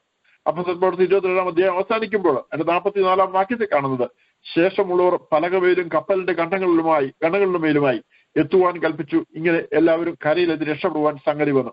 അപ്പൊ അവർ വളരെ ഭയാനകമായ സാഹചര്യത്തിലൂടെ അനേക ദിവസങ്ങൾ കടന്നു പോകാനിടയായെങ്കിലും പൗലോസ് പറഞ്ഞതുപോലെ എല്ലാവരും സുരക്ഷിതരായി കരയിലെത്തുവാനിടയായി തീർന്നു. അപ്പോസ്തല പ്രവൃത്തി 28-ാം അധ്യായത്തില് പൗലോസും കൂടെയുള്ള ഒരു മെലീത്ത ദ്വീപിലാണ് ചെന്നെത്തിയത്. അവിടെ ദൈവം പൗലോസിനോട് പല അത്ഭുത പ്രവർത്തിച്ചത് നമുക്ക് കാണാൻ സാധിക്കും. പൗലോസ് വിറക് വിറക്കി തീരിട്ടപ്പോൾ ഒരു അണലി കൈമേൽ തൂങ്ങുന്നത് കണ്ട് പൗലോസ് ഒരു കൊലപാതകൻ എന്ന് കണ്ടവർ ചിന്തിക്കുകയും, എന്നാൽ അതിനെ തീയിൽ കുടഞ്ഞിട്ടപ്പോൾ പൗലോസിന്റെ ദോഷവും പറ്റാതിരുന്നതിനാൽ പൗലോസിന്റെ ദേവൻ എന്ന ഒരു വിളിക്കിടയത്തെ നമ്മളെ കാണുന്നു. മറ്റൊരു കാര്യം, പുബ്ലിയോസ് എന്ന ദ്വീപ് പ്രമാണിയുടെ അപ്പൻ പനിയും അതിസാരവും പിടിച്ച് കിടപ്പിലായിരുന്നു നമ്മൾ വായിക്കുന്നുണ്ട്. ആ കിടപ്പിലായിരുന്നിടത്ത് നിന്ന് പൗലോസ് പ്രാർത്ഥിച്ച് ആ ദ്വീപ് പ്രമാണിയുടെ പിതാവിന് സൗഖ്യം ലഭിക്കുന്നു. അതിനുശേഷം ദ്വീപിലെ മറ്റ് ദീനക്കാരും വന്ന് സൗഖ്യം പ്രാപിച്ചു. പിന്നെ നമ്മൾ വായിക്കുന്ന അവർ ഏറിയ സമ്മാനങ്ങൾ കൊടുത്ത് മാനിക്കുകയും കപ്പൽ കയറുന്ന സമയത്ത് ആവശ്യമുള്ളത് കയറ്റി കൊടുക്കുകയും ചെയ്തു എന്നാണ്. അതിനുശേഷം റോമിലെത്തി തനിക്ക് കാവലായ പടയാളികളോടുകൂടെ വേറിട്ട് താമസിക്കുവാൻ പൗലോസിന് അനുവാദം ലഭിക്കും നമ്മൾ കാണുന്നുണ്ട്. പൗലോസ് തടവിലായിരുന്നെങ്കിലും താൻ സുവിശേഷീകരണത്തിനായി ഓരോ സ്ഥലത്ത് ചെല്ലുമ്പോഴും അവിടെയുള്ള യഹൂദരെ കാണുന്നത് പോലെ റോമിലും യഹൂദരെ തന്റെ വാസസ്ഥലത്ത് വിളിച്ചു വരുത്തി അവരോട് സുവിശേഷം അറിയിക്കാൻ നമ്മളെ കാണുന്നുണ്ട്. സാധാരണ പോലെ ചിലർ വിശ്വസിച്ചു, ചിലർ വിശ്വസിക്കാതെ വരുന്നു. അവിടെ പൗലോസ് വാടകയ്ക്കെടുത്ത വീട്ടിൽ തന്റെ അടുത്ത് വന്നവരോട് 2 വർഷത്തോളം സുവിശേഷം അറിയിച്ചു പോന്നു എന്ന് പ്രവൃത്തി 28-30 വാക്യത്തിൽ നമ്മൾ കാണുന്നുണ്ട്. പൗലോസിന് ഭവിച്ചത് സുവിശേഷത്തിന്റെ അപൂർത്തി കാരണമായി തുടർന്നത് ഒരു യാഥാർത്ഥ്യമായിരുന്നു. അത് പൗലോസിന്റെ ജീവിതത്തിലുടനീളം നമുക്ക് കാണാൻ സാധിക്കും. മുമ്പ് വായിച്ച വേദഭാഗം അപ്പോസ്തല പ്രവൃത്തി 9:15 കർത്താവിനോട് നീ പോക, എന്റെ നാമം ജാതികൾക്കും രാജാക്കന്മാർക്കും ഇസ്രായേൽ മക്കൾക്കും മുമ്പിൽ വഹിപ്പാൻ തിരഞ്ഞെടുത്ത ഒരു പാത്രം ആകുന്നു എന്ന് പറഞ്ഞ പോലെ പൗലോസിന് ഭവിച്ചത് മുഖാന്തരമായി ദേശാധിപതികളായ ഫെലിക്സ്, ഫെസ്തോസ്, അഗ്രിപ്പ രാജാവ്, ബർണീക്ക, സഹസ്രാധിപതികള്, നഗരത്തിലെ പ്രധാനികള് ഇവരൊക്കെ സുവിശേഷം അറിയുവാനിടയാകുകയും സുവിശേഷത്തിന്റെ അപൂർത്തി കാരണമായി തീർന്നത് നമുക്ക് കാണാൻ സാധിക്കുന്നുണ്ട്. അതുപോലെ പൗലോസിനോടൊപ്പം കപ്പലിലുണ്ടായിരുന്ന കപ്പിത്താനും മറ്റ് കപ്പൽ ജോലിക്കാരും ശതാധിപനും മറ്റു പടയാളികളടക്കം എല്ലാവരും ദൈവത്തിന്റെ വലിയ പ്രവൃത്തികൾ കാണുവാനിടയായി തീർന്നു നമ്മൾ മനസ്സിലാക്കുന്നുണ്ട്. വിവിധ ദേശക്കാരും ഭാഷക്കാരുമായ ഇത്രയധികം പേര് കർത്താവിനെ അറിയാനിടയായതിലൂടെ അവരിലൂടെയും സുവിശേഷം എവിടെയെല്ലാം ചെന്ന് കാണണം എന്ന് നമുക്ക് ചിന്തിക്കാവുന്നേ ഉള്ളൂ. ഒരു അപകടത്തിലൂടെ ചെന്നുപെട്ടതാണെങ്കിലും പൗലോസിന്റെ ഈ യാത്രയിൽ മെലീത്ത ദ്വീപിനെ സുവിശേഷീകരിക്കുന്നതിനിടയായി നമ്മൾ മനസ്സിലാക്കാൻ കഴിയുന്നു. റോമിലെ യഹൂദന്മാർ സുവിശേഷം കേൾക്കുന്നവരും പലരും വിശ്വസിക്കാനിടയായി തീർന്നു. തടവുകാരനായി വാടക വീട്ടിൽ പാർത്ത 2 വർഷം റോമിൽ അനേകരുടെ സുവിശേഷം അറിയിക്കുന്ന നമ്മൾ കാണുന്നുണ്ട്. ഫിലിപ്പിയ ലേഖനം 1:13 നമ്മളിങ്ങനെ വായിക്കുക, എന്റെ ബന്ധനങ്ങൾ ക്രിസ്തു നിമിത്തമാകുന്നു എന്ന് അകമ്പടി പട്ടാളത്തിലൊക്കെയും ശേഷം എല്ലാവർക്കും തെളിവായി വരികയും ചെയ്ത് നമ്മൾ വായിക്കുന്നു. ഓഗസ്റ്റ്യോസ് കൈസറാണ് തിരഞ്ഞെടുക്കപ്പെട്ട ഏറ്റവും മെച്ചമായ 10,000 സൈനികരെ കൊണ്ട് ആദ്യമായി ഇപ്രകാരം ഒരു സേനാ വിഭാഗം സംഘടിപ്പിച്ചത്, അകമ്പടി പട്ടാളം എന്ന പേരില്. പിന്നെ തിബിരിയാസ് കൈസർ അവർക്ക് പ്രത്യേകം കോട്ടയും മറ്റു സൗകര്യങ്ങളും ഉണ്ടാക്കി കൊടുത്ത് റോമിൽ തന്നെ അവരെ കേന്ദ്രീകരിച്ച് നിർത്തനിടയായി തീർന്നു. ചക്രവർത്തിയുടെ സംരക്ഷണമായിരുന്നു ഈ അകമ്പടി പട്ടാളത്തിന്റെ പ്രധാന ചുമതലയായിട്ടുണ്ടായിരുന്നത്. എന്നാൽ പിന്നീട് ചക്രവർത്തിയുടെ കുടുംബത്തിന് ബുദ്ധിമുട്ടുണ്ടാക്കുന്ന രീതിയിൽ ഇവരുടെ സ്വാധീനം റോമിൽ വർദ്ധിക്കുകയും ഒരു വേള ചക്രവർത്തി ആരായിരിക്കും തീരുമാനിക്കുന്നവർ ഇവരാണെന്ന സ്ഥിതി വരെ ഉണ്ടായതായി ചരിത്രകാരന്മാർ രേഖപ്പെടുത്തിയിട്ടുണ്ട്. എന്നാൽ സുവിശേഷത്തിന്റെ സ്വാധീന വലയത്തിനുള്ളിൽ ഇവരിൽ മിക്കവരും ആകൃഷ്ടരായി എന്ന് എടുത്തു പറഞ്ഞൊരു വസ്തുതയാണ്. പൗലോസ് തടവുകാരനായിരിക്കുന്നത് രാഷ്ട്രീയ കുറ്റകൃത്യങ്ങളുടെ പേരിലോ മറ്റെന്തെങ്കിലും ദുഷ്പ്രവൃത്തി നിമിത്തമായിരുന്നില്ല, പിന്നെയോ ക്രിസ്തുവിന്റെ സുവിശേഷ നിമിത്തമാണെന്ന് അകമ്പടി പട്ടാളത്തിലുള്ളവർക്കൊക്കെയും ബോധ്യമായി നമ്മൾ വായിക്കുന്നുണ്ട്. പൗലോസിന്റെ ഔദ്യോഗിക തടവുകാരൻ നിലയിൽ തന്റെ കേസ് വളരെ പ്രാധാന്യമർഹിക്കുന്നതായിട്ട് നമ്മൾ കാണാൻ കഴിയും. അതിനാൽ 6 മണിക്കൂർ വീതം ഓരോ ഭടന്മാർ വീതം തവണ മാറി പൗലോസിന് കാവൽ നിൽക്കുമായിരുന്നു നമ്മൾ കാണുന്നുണ്ട്. തടവുകാരൻ തടവിൽ നിന്ന് രക്ഷപ്പെട്ടു പോയിരിക്കാനായി അന്ന് ചെയ്തു പോന്നിരുന്നത് തടവുകാരന്റെയും കാവൽ ഭടന്റെയും കൈകള് ഒരു ചങ്ങലയാൽ ബന്ധിച്ചിട്ടായിരുന്നു കാവൽ ചെയ്തുകൊണ്ടിരുന്നത്. അപ്പൊ ഓരോ ദിവസവും 4 പേർ ഇങ്ങനെ പൗലോസിനെ സൂക്ഷിച്ചു പോന്നു. പൗലോസ് മറ്റുള്ളവരെ പഠിപ്പിക്കുന്നതിലൂടെയും മറ്റുള്ളവരോടുള്ള സംഭാഷണത്തിൽ നിന്നും ലേഖനങ്ങൾ പറഞ്ഞു കൊടുക്കുന്നത് കേൾക്കുന്നതിലൂടെയും പൗലോസ് തടവുകാരനായതിന്റെ കാരണം നന്നായി മനസ്സിലാക്കുവാൻ അകമ്പടി പട്ടാളത്തിലെ പടയാളികൾക്ക് അവസരം ലഭിച്ചതായിട്ട് നമുക്ക് കാണാൻ സാധിക്കും. പൗലോസ് മറ്റുള്ളവരെ പഠിപ്പിക്കുന്ന വേളയിൽ കേൾവിക്കാരനായി ഒരു പടയാളിയും അടുത്തുണ്ടായിരിക്കുമ്പോൾ അവർക്കും സുവിശേഷം ഗ്രഹിക്കാൻ കഴിയുമല്ലോ. 2 വർഷത്തെ ജയിൽവാസത്തിനിടയിൽ പൗലോസ് ഈ പട്ടാളക്കാരുമായിട്ട് നല്ല ബന്ധം സ്ഥാപിക്കേണ്ടതായി തീർന്നാണ് നമുക്ക് മനസ്സിലാക്കാൻ സാധിക്കും. അങ്ങനെ പൗലോസ് തന്നെ അവരോട് രക്ഷിക്കപ്പെടേണ്ട അനിവാര്യതയെക്കുറിച്ച് സംസാരിക്കാതിരിക്കില്ലല്ലോ. പൗലോസിനെ പോലെ ഒരാളിന്റെ അടുത്ത് രക്ഷിക്കപ്പെടാത്ത ഒരാൾ വരുവാനിടയായാൽ, അതും പലരായിട്ടാണെങ്കിലും തുടർച്ചയായി 2 വർഷക്കാലത്തോളം പൗലോസിന്റെ അടുത്ത് സമയം ചെലവഴിക്കാനിടയായാൽ അവർ രക്ഷിക്കപ്പെടുക മാത്രമല്ല സുവിശേഷ വേലക്കാരായി തീർന്ന് ഇല്ലെങ്കിൽ അത്ഭുതപ്പെടുവാനുള്ളത് നമുക്ക് ചിന്തിക്കാൻ കഴിയും. മറ്റൊരു കാര്യം, പൗലോസ് റോമിൽ തടവുകാരനായിരുന്നില്ലെങ്കിൽ ഒരുപക്ഷെ അകമ്പടി പട്ടാളത്തിലും കൈസരുടെ അരമനയിലും സുവിശേഷം അരമനയിലുള്ളവരും സുവിശേഷം കേൾക്കാൻ ഇടവരില്ലായിരുന്നു നമുക്ക് കാണാൻ സാധിക്കും. മറ്റ് സ്ഥലങ്ങളിൽ സുവിശേഷീകരണ ദൗത്യമായി പോയതുപോലെ റോമിൽ ചെന്നിരുന്നെങ്കിൽ അകമ്പടി പട്ടാളത്തിലും കൈസരുടെ അരമനയിലുള്ളവരും സുവിശേഷം അറിയാൻ ഇടവരത്തില്ലായിരുന്നു. ഇതേ മാതൃക നമുക്കും പിൻപറ്റാനിടയായി തീരട്ടെ. നമ്മുടെ കൂടെ ആയിരിക്കുന്നവർ, ജോലി ചെയ്യുന്നവർ, മറ്റെന്തെങ്കിലും കാര്യങ്ങൾ ബന്ധപ്പെടുന്നവരായിരുന്നാലും അവർ നമ്മുടെ ജീവിതവും പ്രവൃത്തിയും കണ്ട് നമ്മിൽ നിന്ന് സുവിശേഷം കേട്ട് അവരും രക്ഷിക്കപ്പെടുവാൻ ഇടയായി തീരട്ടെ. അങ്ങനെ സുവിശേഷം സംബന്ധിച്ച് വലിയ എരിവുള്ള വ്യക്തിയായിരുന്നു പൗലോസ്. സുവിശേഷം ഇല്ലെങ്കിൽ എനിക്ക് അയ്യോ കഷ്ടമെന്ന് പറഞ്ഞ പൗലോസ്. അപ്പോൾ തന്നെ ഇവരൊക്കെയും പൗലോസിന്റെ അടുത്ത് ചെല്ലുമ്പോൾ അവരെത്രമാത്രം പൗലോസിന്റെ സുവിശേഷം കേട്ടിരിക്കണം നമുക്ക് ചിന്തിക്കാവുന്നേ ഉള്ളൂ. അങ്ങനെ പൗലോസ് ഒരു സാധാരണ തടവുകാരനല്ല എന്നും അവർക്ക് മനസ്സിലാക്കേണ്ടതായി തീർന്നു. തന്റെ ബന്ധനത്തെ പറ്റിയുള്ള പൗലോസിന്റെ കാഴ്ചപ്പാട് അത് തന്റെ പ്രവർത്തനത്തിന് സഹായകരമായിരുന്നു എന്ന് നമുക്ക് കാണാം. അത് മാത്രമല്ല, തന്റെ ബന്ധനം മറ്റുള്ളവർക്കും ഒരു പ്രചോദനത്തിന് ഹേതുവായി തീർന്നു. അതുകൊണ്ടാണ് പൗലോസ് പറയുന്നത്, സഹോദരന്മാരെ, എനിക്ക് ഭവിച്ച സുവിശേഷത്തിന്റെ അഭിവൃദ്ധിക്ക് കാരണമായി തീർന്നു നിങ്ങൾ അറിയുവാൻ ഞാൻ ഇച്ഛിക്കുന്നുവെന്ന്.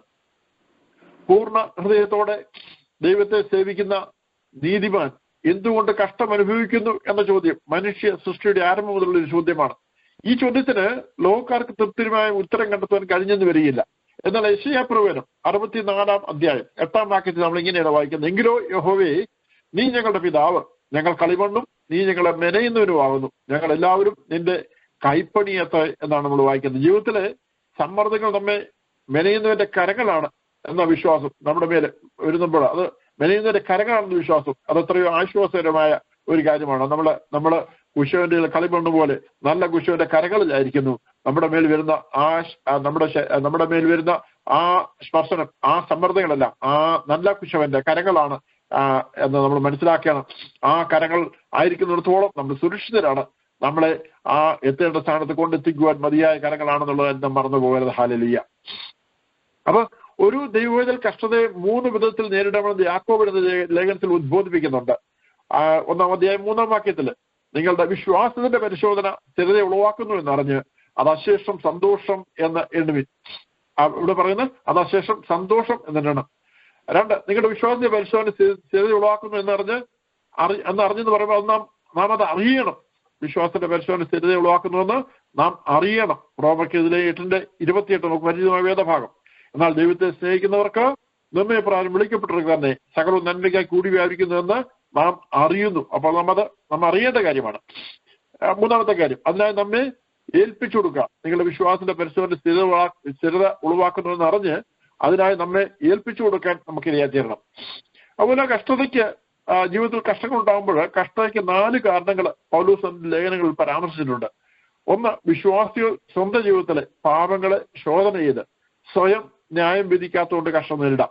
1 കൊരിന്ത്യർ 11-ാം അധ്യായം 31, 32 വാക്യങ്ങൾ. നാം നമ്മെ തന്നെ വിധിച്ചാൽ വിധിക്കപ്പെടുകയില്ല, വിധിക്കപ്പെടുന്നുവെങ്കിലോ നാം ലോകത്തോട് ശിക്ഷാവിധിയിൽ അകപ്പെടാതിരിക്കുന്നതിന് കർത്താവ് നമ്മെ ബാലശിക്ഷ കഴിക്കുകയാകും. 2, കഷ്ടത ആത്മീയമായ ഉന്നത അനുഭവങ്ങളൊക്കെ നമ്മൾ നയിക്കുന്നതാണ്. റോമർക്ക് ലേഖനം 5-4 വാക്യങ്ങൾ. അത് തന്നെയല്ല, കഷ്ടത സഹിഷ്ണുതയും, സഹിഷ്ണുത സിദ്ധതയും, സിദ്ധത പ്രത്യാശയും ഉളവാക്കുന്നത് അറിഞ്ഞ് നാം കഷ്ടങ്ങളിലും പ്രശംസിക്കുന്നു. അപ്പം കഷ്ടത നമ്മളെ ഉന്നതമായ ആത്മീയ അനുഭവങ്ങളിലേക്ക് നമ്മളെ കൊണ്ടുവന്നതാണ്.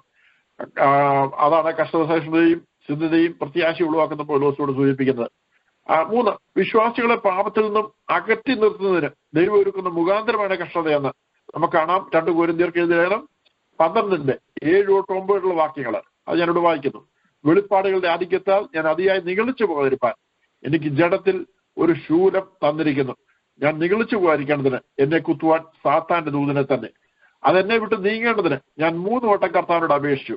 അവൻ എന്നോട്, എന്റെ കൃപ നിനക്ക് മതി, എന്റെ ശക്തി ബലഹീനതയിൽ തികഞ്ഞു വരുമെന്ന് പറഞ്ഞു. ആകയാൽ ക്രിസ്തുവിന്റെ ശക്തി എന്റെ മേൽ ആവശ്യിക്കേണ്ടതിന് ഞാൻ അതിസന്തോഷത്തോടെ എന്റെ ബലഹീനതകൾ പ്രശംസിക്കും. അപ്പൊ നിഗളിച്ച് വീണു പോകാതെ ഇരിക്കുവാൻ പൗലോസിന്റെ ജീവിതത്തിൽ കഷ്ടത പരിപാടിച്ച് നമ്മൾ കാണുന്നു. അപ്പൊ കഷ്ടതയുടെ മറ്റൊരു കാരണം അതാണ്, നമ്മള് ആ പാപത്തിൽ നിന്ന് നമ്മളെ അകറ്റി നിർത്തേണ്ടതിന് വേണ്ടി ദൈവം നമുക്ക് ജീവിതത്തിൽ വരുവാൻ അനുവദിക്കാറുണ്ട്. ഇവിടെ നിഗളിച്ച് വീണു പോകാതിരിക്കാൻ പൗലോസ് ജീവിതത്തിൽ കഷ്ടത വരാനിടയായി തീർന്നു. 4, വിശ്വാസികളുടെ സാക്ഷ്യത്തിന്റെ ധാരാളമായ ഒരു വർധനവ് ഇത് മുഖാന്തരമുണ്ടാകാൻ ഇടയായി തീരും. ഈ കഷ്ടത മുതലായി വിശ്വാസികളുടെ സാക്ഷ്യത്തിന്റെ ധാരാളമായ വർധനവ്. ഫിലിപ്പിയർക്ക് ലേഖനം 1:12 നമ്മൾ ഇങ്ങനെ വായിച്ചു, സഹോദരന്മാരെ, എനിക്ക് ഭവിച്ച സുവിശേഷത്തിന്റെ അഭിവൃദ്ധിക്ക് കാരണമായി തീർന്ന് നിങ്ങൾ അറിയാൻ ഇച്ഛിക്കുന്നു. അപ്പം ആ കഷ്ടത വരുന്നത് സുവിശേഷത്തിന്റെ അഭിവൃദ്ധിക്ക് കാരണമായി തീരും. ഫലവത്തായ സുവിശേഷത്തിനായി ദൈവം ചിലപ്പോൾ അസാധാരണമായ കാര്യങ്ങൾ ഉപയോഗിക്കാറുണ്ട് നമുക്ക് കാണാൻ സാധിക്കും. പൗലോസിനോടുള്ള ബന്ധത്തില് റോമൻ അകമ്പടി പട്ടാളത്തില് പ്രിട്ടോറിയൻ ഗാർഡ് പട്ടാളത്തിലുള്ളവരെ സുവിശേഷത്തിലേക്ക് ആകർഷിക്കുവാൻ 3 കാര്യങ്ങൾ ദൈവം ഉപയോഗിച്ച് നമുക്ക് കാണാൻ സാധിക്കും. അത് ആരും പ്രതീക്ഷിക്കാത്ത 3 കാര്യങ്ങൾ. ഒന്ന്, ഫലവത്തായ സുവിശേഷത്തിന് പൗലോസിന്റെ ചങ്ങലയെ ദൈവം ഉപയോഗിക്കുന്നു, ഹിസ് ചെയിൻസ്. സഹോദരന്മാരെ, എനിക്ക് ഭവിച്ചത് സുവിശേഷത്തിന്റെ അഭിവൃദ്ധി കാരണമെത്തുമെന്ന് നിങ്ങൾ അറിയാൻ ഞാൻ ഇച്ഛിക്കുന്നു. എന്റെ ബന്ധനങ്ങൾ ക്രിസ്തു നിമിത്തമാവുന്നുവെന്ന് അകമ്പടി പട്ടാളത്തിൽ ഒക്കെയും ശേഷം എല്ലാവർക്കും തെളിവായി വരികയും സഹോദരന്മാർ മിക്കവരും എന്റെ ബന്ധനങ്ങളാൽ കർത്താവിൽ ധൈര്യം കൊണ്ട് ദൈവത്തിന്റെ വചനം ഭയം കൂടാതെ പ്രസ്താവിക്കാൻ അധികം തുരുകയും ചെയ്തിരിക്കുന്നു.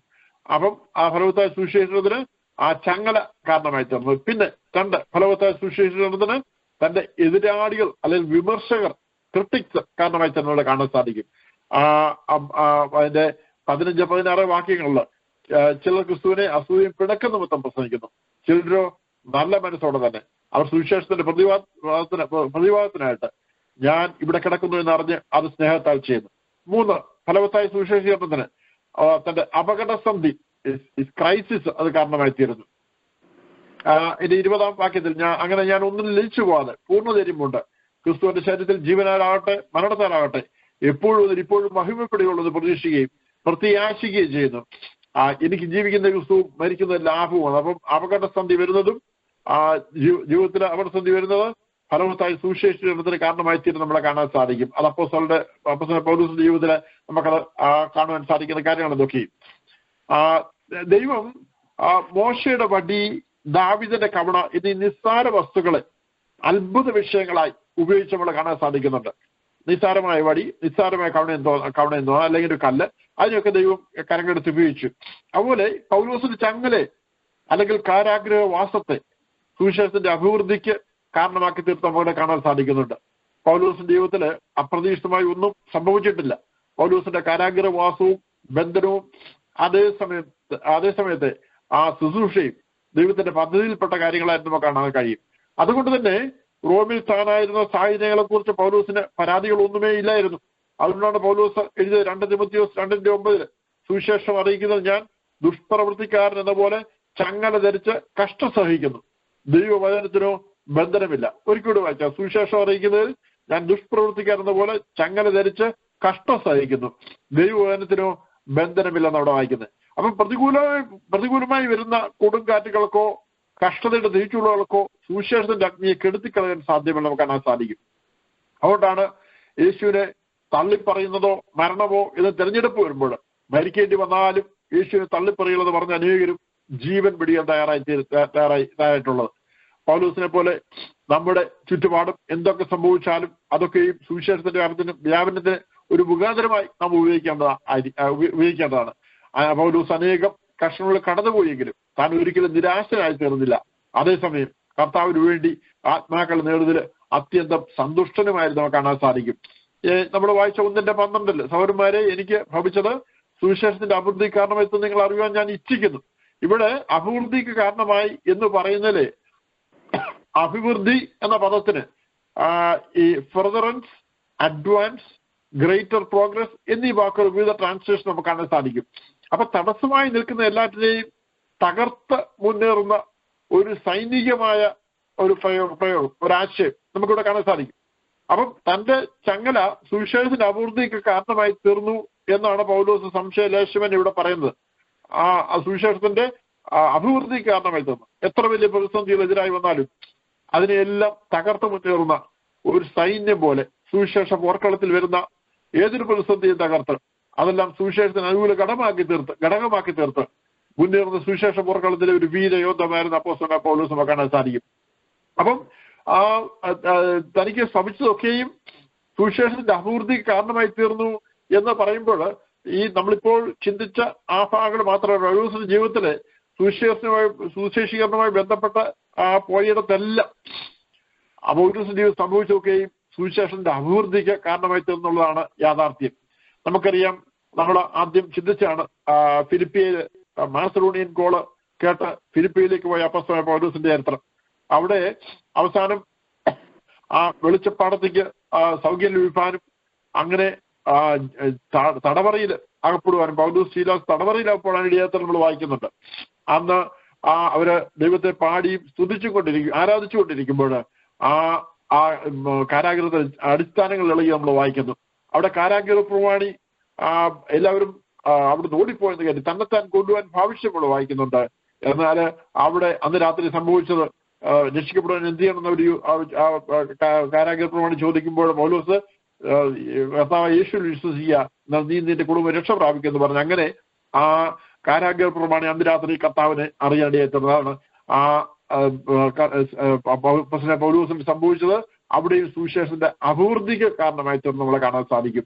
അങ്ങനെ ഓരോ സ്ഥലങ്ങളിലെ കാര്യങ്ങൾ എടുത്താലും അവിടെ എല്ലാം നമുക്ക് കാണാൻ സാധിക്കുന്ന ഒരു കാര്യമുണ്ട്. അപ്പോസ്തലനായ പൗലോസിന്റെ ജീവിതത്തിൽ അനേക കഷ്ടങ്ങളും പ്രയാസങ്ങളും ഭാരങ്ങളും ബുദ്ധിമുട്ടുകളും ഒക്കെ സുവിശേഷത്തിന്റെ വയൽ പ്രദേശത്ത് വെച്ച് ഉണ്ടായെങ്കിലും അതിനെല്ലാം സുവിശേഷത്തിന്റെ അഭിവൃദ്ധി കാരണമായി തീർന്നു എന്നുള്ളതാണ് നമുക്ക് കാണാൻ സാധിക്കും. അപ്പോൾ നമ്മുടെ ജീവിതത്തിലെ കഷ്ടങ്ങളോ ഭാരങ്ങളോ പ്രയാസങ്ങളോ ഒക്കെ ഉണ്ടാകുമ്പോൾ അതിനെ നമ്മൾ ഏത് രീതിയിൽ എടുക്കുന്നു എന്നുള്ളത് വളരെ പ്രധാനപ്പെട്ട കാര്യമാണ്. അതിനെ പോസിറ്റീവായി നമ്മൾ അപ്രോച്ച് ചെയ്യുവാനും ആ രീതിയിൽ നമ്മൾ എടുക്കുവാനും അത് ദൈവം നമ്മുടെ ജീവിതത്തിൽ കൊണ്ടുവന്നതിന്റെ കാരണമുണ്ടെന്ന് മനസ്സിലാക്കി ആ കാരണത്തിന് അനുസരിച്ച് ആ കാര്യം ആ സാഹചര്യം മനസ്സിലാക്കി നമ്മൾ പ്രതികരിക്കുമ്പോൾ അവിടെ നമ്മിൽ നിന്ന് നല്ല പ്രതികരണം ഉണ്ടാകുവാന് അത് ദൈവനാമത്തിന്റെ മോഹത്തിന് അനേക കർത്താവിനെ അറിയേണ്ടതിന് കാരണമായി തീരും. അത് പലപ്പോഴും നമ്മൾ തിരിച്ചറിയുവാൻ കഴിയുന്നുണ്ടോ എന്നുള്ളതാണ് ഒരു ചോദ്യം.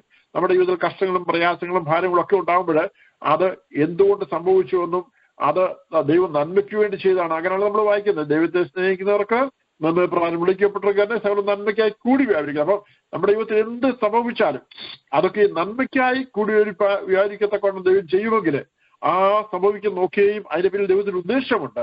ആ ഉദ്ദേശം തിരിച്ചറിഞ്ഞ് നമ്മൾ പ്രവർത്തിക്കുമ്പോൾ ആ ഉദ്ദേശം തിരിച്ചറിഞ്ഞ് നമ്മൾ മുന്നോട്ട് പോകുമ്പോൾ അതിലൂടെ ദൈവനാമത്തോട് അടിയായി തീരും. അതിലൂടെ അനേകം കർത്താവിനെ അറിയേണ്ടതിന് മുഖാന്തരമായി തീരും. അത് നമ്മൾ തിരിച്ചറിയുക എന്നുള്ളതാണ്. അതിനനുസരിച്ച് തിരിച്ചറിഞ്ഞ് അതിനനുസരിച്ച് പ്രതികരിക്കുക എന്നുള്ളതാണ് പ്രധാനം. അത് ആ രീതിയിൽ നമുക്ക് മനസ്സിലാക്കാൻ കഴിയാതെ പോയാൽ എനിക്ക് എന്തുകൊണ്ടാണ് ഇങ്ങനെയൊക്കെ സംഭവിച്ചത്, ഞാൻ അതിന് തക്കവണ്ണൊന്നും ദോഷമൊന്നും പ്രവർത്തിച്ചിട്ടില്ലല്ലോ, പിന്നെ എന്താണ് ഇങ്ങനെ സംഭവിച്ചതെന്ന് ചോദിച്ച് നമ്മൾ വിലപിച്ചുകൊണ്ടിരിക്കുവാനല്ല, എന്നാൽ ആ ദൈവം ചെയ്തതിന് പിന്നിൽ ഒരു ഉന്നതമായ ഉദ്ദേശമുണ്ടെന്ന് തിരിച്ചറിഞ്ഞിട്ട് അവിടെ നമ്മൾ അതിനനുസരിച്ച് പ്രതികരിക്കുമ്പോൾ അവിടെ ദൈവനാമത്തോടുപ്പാനും അനേക കർത്താവിലേക്ക് അടുത്തിടയായി തീരും എന്നുള്ളതാണ് യാഥാർത്ഥ്യം. ബൈബിളിൽ നമ്മൾ പുതിയ നിയമത്തിൽ നമ്മൾ പരിശോധിക്കുമ്പോൾ ഓരോ സ്ഥലത്തും ഓരോ ഭാഗങ്ങൾ നമ്മൾ കാണാൻ കഴിയുന്ന ഇത് തന്നെയാണ്. അത് ദൈവത്തിന്റെ ജനത്തിന് ദോഷമെന്ന് കരുതിയ സംഭവിച്ച കാര്യങ്ങൾ അത് സുവിശേഷത്തിന്റെ അഭിവൃദ്ധിക്ക് കാരണമായി തീർന്നു നമ്മൾ കാണാൻ സാധിക്കുന്നുണ്ട്.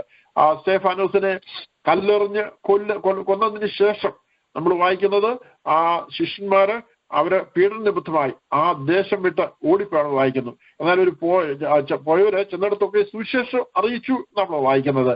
അപ്പം അവിടെ അതിനൊരു പ്രത്യേക ദൈവത്തിന് ഉദ്ദേശം ഉണ്ടായിരുന്നു. സ്റ്റെഫാനോസ് തന്റെ മിനിസ്ട്രി പൂർത്തീകരിച്ച് ഇവിടുന്ന് കടന്നുപോയി. എന്നാൽ ദൈവത്തിന്റെ ഒരു ഉദ്ദേശം ഉണ്ടായിരുന്നു അതിലൂടെ. ആ ശിഷ്യന്മാര് അവരോട് എന്താ ആദ്യം പറഞ്ഞത്, നിങ്ങൾ യെരൂശലേമിലും യഹൂദ്യയിലും ശമര്യയിലും ലോകത്തിന്റെ അടുത്തുള്ള സാക്ഷികളാവുന്ന പറഞ്ഞു. എന്നാൽ അവർ യെരൂശലേം വിട്ടുപോകാതെ അവിടെ തന്നെ അവര് പാർത്തവർ നമ്മൾ കാണുന്നുണ്ട്. അപ്പൊ ദൈവത്തിന്റെ ആ കർത്താവ് പറഞ്ഞ ആ കൽപ്പന അനുസരിച്ച്, അത് ദൈവത്തിന്റെ ഉദ്ദേശം അനുസരിച്ചുള്ള കാര്യങ്ങൾ അവർ നിവൃത്തി ആകുവാൻ കഴിയാതെ ഇരുന്നപ്പോൾ, എന്നാൽ ഈ സ്റ്റെഫാനോസിന്റെ ആ മരണത്തോടുകൂടി അവര് തങ്ങളുടെ ആ ജീവനെ ഭയന്ന് അവിടുന്ന് യെരൂശലേമിൽ നിന്ന് ഓടിപ്പോകുന്നു. അവർ പോയവർ ചെന്നിടത്തൊക്കെ സുവിശേഷം അറിയിക്കുന്നു. പിന്നെ നമ്മൾ ആ പലയിടത്തും കാണുന്നുണ്ട്. ഫിലിപ്പോസ് ശമര്യയിൽ ചെന്നു, അവിടെ സുവിശേഷം പ്രസംഗിച്ചു. അവിടെ വലിയ ഉണർവുണ്ടായി, അനേകര് കർത്താവിനെ അറിഞ്ഞു. പിന്നെ പത്രോസും യോഹന്നാനും അവിടെ ഊരങ്ങൾ കേട്ട് അവിടെ ചെല്ലുന്നുണ്ട്. അങ്ങനെ ഈ അപ്പോസ്തല പ്രവൃത്തികളിൽ ഫിലിപ്പോസിനെ പറ്റി, ശമര്യയിലെ പ്രവർത്തനത്തെ പറ്റി പറയുന്നുണ്ട്, അന്ത്യോക്യയിലെ പ്രവർത്തനം. എന്നാല് ആ ശിഷ്യന്മാര് മറ്റു അനേക ഇടങ്ങളിലേക്ക് ഓടിപ്പോയി. അവിടുത്തെ എല്ലാ കാര്യങ്ങളൊന്നും നമുക്ക് ആ രീതിയിൽ പൂർണ്ണമായി അറിയാൻ കഴിഞ്ഞിട്ടില്ല. എന്നാൽ അവര് ഓടിപ്പോയിടത്തൊക്കെയും അവരുടെ ഉള്ളിൽ ആളിക്കെത്തിയ സുവിശേഷവുമായി അവർ കടന്നുപോയി. അവരൊക്കെ സുവിശേഷം അറിയിച്ചു. അങ്ങനെ അനേക കർത്താവിലേക്ക് അടുത്തു റെഡിയായി തീർന്നു എന്നാണ് സംഭവിച്ചത്. അപ്പോൾ അവിടെ സംഭവിച്ചത് യെരൂശലേമിൽ വലിയൊരു പീഡയുടെ അനുഭവം ഉണ്ടായി. സ്റ്റെഫാനോസ് കൊല്ലപ്പെട്ടു. അവർക്കവിടെ സ്വൈര്യമായി താമസിപ്പാൻ കഴിയാത്തൊരവസ്ഥയുണ്ടായി. എന്നാൽ അതിന്റെ ഒരു മറുവശം നോക്കുമ്പോൾ ദൈവത്തിന്റെ ഉന്നതമായ ഒരു പദ്ധതിയുടെ ഭാഗമായി സംഭവിച്ചു കഴിഞ്ഞപ്പോൾ ശിഷ്യന്മാര് ആ ദേശം വിട്ട് ഓടിപ്പോകാനും അനേകയിടങ്ങൾ സുവിശേഷം വ്യാപിപ്പാൻ ഇടയായി തീർന്നു എന്ന് നമുക്ക് കാണുവാൻ സാധിക്കും. അപ്പം ഇന്നും ദൈവത്തിന്റെ ജനത്തിന് അങ്ങനെയുള്ള കഷ്ടങ്ങള്, അതുപോലെയുള്ള പീഡനങ്ങള് നമുക്ക് ഇവിടെ ഒരു പക്ഷെ നടക്കുന്നില്ലായിരിക്കാം. എന്നാൽ നമുക്കറിയാം, ഒറീസയിലെ കണ്ടമാൽ ഡിസ്ട്രിക്റ്റില് അവിടെ പീഡകൾ നടന്നൊരു കാലം. അവിടെ പീഡനം നടന്നിട്ട് ജനത്തിന് തങ്ങളുടെ ഭവനങ്ങളിൽ വസിപ്പാൻ കഴിയാതെ ഭവനം വിട്ട് അവർ ഓടി കാടുകളിലേക്കും മറ്റു ദേശങ്ങളിലേക്കും അവർ ഓടിപ്പോയി. ചിലരൊക്കെ കൊല്ലപ്പെടുന്ന ഇടയായി തീർന്നു. അവിടെ അവർക്ക് ആരാധിപ്പാനോ ഒന്നും കഴിയാതായി. അവർ വീടുകൾ തീ വെച്ച് നശിപ്പിച്ച അവസ്ഥകളൊക്കെ ഉണ്ടായി. എന്നാൽ പിന്നീട് സംഭവിച്ച കാര്യങ്ങൾ ഞാൻ സൂചിപ്പിച്ചിട്ടുണ്ടെന്ന് എനിക്ക് അറിഞ്ഞുകൂടാ. പിന്നീട് സംഭവിച്ചത് വളരെ വിചിത്രം തോന്നാത്ത കാര്യങ്ങളാണ്. ആനകൾ കാട്ടിൽ നിന്ന് ഇറങ്ങി വന്ന് അവിടെ ക്രിസ്ത്യാനികളെ പീഡിപ്പിച്ചവരുടെ വീടുകൾ തെരഞ്ഞു പിടിച്ച് നശിപ്പിച്ചു എന്നാണ് റിപ്പോർട്ട് കേട്ടത്. പിന്നെ പട്ടികളെ ക്രിസ്ത്യാനികളെ പീഡിപ്പിച്ചവരെ ഓടിച്ചിട്ട് കടിച്ചു എന്ന് റിപ്പോർട്ട് കേട്ടു. അവരൊക്കെ എന്നിട്ട് ഹിന്ദുക്കൾ പറഞ്ഞ് ഈ ആനകളും പട്ടികളും ഒക്കെ ക്രിസ്ത്യൻ ആനകളും പട്ടികളുമാണെന്ന് പറയാനിടയായി തീർന്നു. അങ്ങനെ ആ ദൈവത്തിന്റെ പ്രവൃത്തി അവിടെ നടന്നപ്പോൾ പിന്നെ പലരും മനോവിഭ്രാന്തി പിടിച്ച് ഈ ലോകം വിട്ടുപോയി. പലരും ദേശം വിട്ട്, ക്രിസ്ത്യാനികളെ പീഡിപ്പിച്ചവരെ കാര്യം ഞാൻ പറഞ്ഞത്, അവര് ദേശം വിട്ട് ഓടിപ്പോയി. അങ്ങനെ സഭയ്ക്ക് അവിടെ ഒരു സ്വസ്ഥതയുണ്ടായി. ഇന്ന് അവിടെ ഞാൻ കൂടി വരുന്ന സഭയിൽ 25 സുവിശേഷ വേലക്കാരെ വെച്ച 25 സഭകൾ അവിടെ പ്രവർത്തിച്ചുകൊണ്ടിരിക്കുന്നു. വളരെ നല്ല റിപ്പോർട്ടുകൾ അവിടെ വന്നുകൊണ്ടിരിക്കുന്നു. അനേകരെ രക്ഷിക്കപ്പെട്ട് സ്ഥാനപ്പെട്ട് വേറൊരു ദൈവത്തെ ആരാധിച്ചുകൊണ്ടിരിക്കുന്നു. അപ്പം ഒരു സമയത്ത് ഒരു പീഡയുണ്ടായി. പക്ഷെ ദൈവത്തിന്റെ പ്രവൃത്തി വെളിപ്പെട്ടപ്പോൾ ദൈവം എഴുന്നേൽക്കുന്നു, അവരുടെ ശത്രുക്കൾ ചിതറിപ്പോകുന്നു. തീയിൽ മെഴുകുരുന്ന പോലെയും കാറ്റിങ്കൽ കുക്ക പതറിപ്പോകുന്നില്ലെന്നാ പറയുന്നത്. അപ്പൊ പിന്നെ കാറ്റ് വന്നാൽ പിന്നെ പൂ കാണത്തില്ല, തീ വന്നാൽ പിന്നെ മെഴുകു കാണത്തില്ല എന്ന് പറഞ്ഞ പോലെ ദൈവം എഴുന്നേറ്റപ്പോൾ ദൈവത്തിന്റെ ശത്രുക്കൾ ചിതറിപ്പോയി. അവിടെ ഇപ്പോൾ സമാധാനവും ശാന്തിയും ഒക്കെ ഉണ്ടായിട്ട് ദൈവത്തിന്റെ ജന ശക്തിയോടെ പ്രവർത്തിക്കുന്നു. അനേക കർത്താവിനെ അറിയാൻ തീർന്നിട്ടിരിക്കുന്നു. അങ്ങനെ ഒരു നല്ല കാലം അവിടെ ദൈവം കൊണ്ടുവരേണ്ടി തീർന്നു. അത് പറയുമ്പോൾ തന്നെ മറ്റൊരു കാര്യം കൂടി ഞാൻ ഓർപ്പിക്കാൻ ആഗ്രഹിക്കുകയാണ്. ഇന്ന് മണിപ്പൂരില് ദൈവത്തിന്റെ ഏറിയ കഷ്ടങ്ങളും ഭാരങ്ങളും പ്രയാസങ്ങളും ഒക്കെ കടന്നു പോകുന്നുണ്ട്. നമ്മൾ പ്രാർത്ഥിച്ചുകൊണ്ടിരിക്കുന്നു. ഈ ദിവസങ്ങൾ നമ്മൾ പിന്നെയും പ്രാർത്ഥിക്കണം. ദൈവം അവിടെ എന്തൊക്കെയോ പ്രവർത്തനങ്ങൾ ചെയ്യാൻ പോകുന്നു. അതിന്റെ ഒരു സൂചന നമ്മൾ കാണുന്നത് ആ ദൈവത്തിന്റെ പ്രവൃത്തി അവിടെ വെളിപ്പെട്ട് വരുമ്പോൾ അവിടെ അനേക കർത്താവിനെ അറിയാനായി തീരും. ദൈവനാമത്തിനെതിരായി നിന്നവരെ പിന്നെ അവിടെ കാണുവാൻ കഴിയത്തില്ല. അത് സംഭവിക്കാൻ പോകുന്നു. അവിടെ ദിവസങ്ങൾ ശക്തിയോടെ മണിപ്പൂരിനെ ഓർന്ന് പ്രാർത്ഥിപ്പാൻ നമുക്ക് ഇടയായി തീരട്ടെ. അത് മാത്രമല്ല, ഛത്തീസ്ഗഡിലും യുപിയിലും ബീഹാറിലും ഹരിയാനയിലും മധ്യപ്രദേശിലും അടക്കമുള്ള അനേക നോർത്ത് ഇന്ത്യൻ സംസ്ഥാനങ്ങളിൽ ദൈവത്തിന് ജനം അകാരണമായി പീഡിപ്പിക്കപ്പെടുന്നു. അവര് മർദ്ദനമേൽക്കുന്നു. അവരുടെ പ്രാർത്ഥനാലയങ്ങൾ തകർക്കപ്പെടുന്നു. അനേക കഷ്ടങ്ങളിലൂടെ അവരൊക്കെ കടന്നു പോകുന്നുണ്ട്.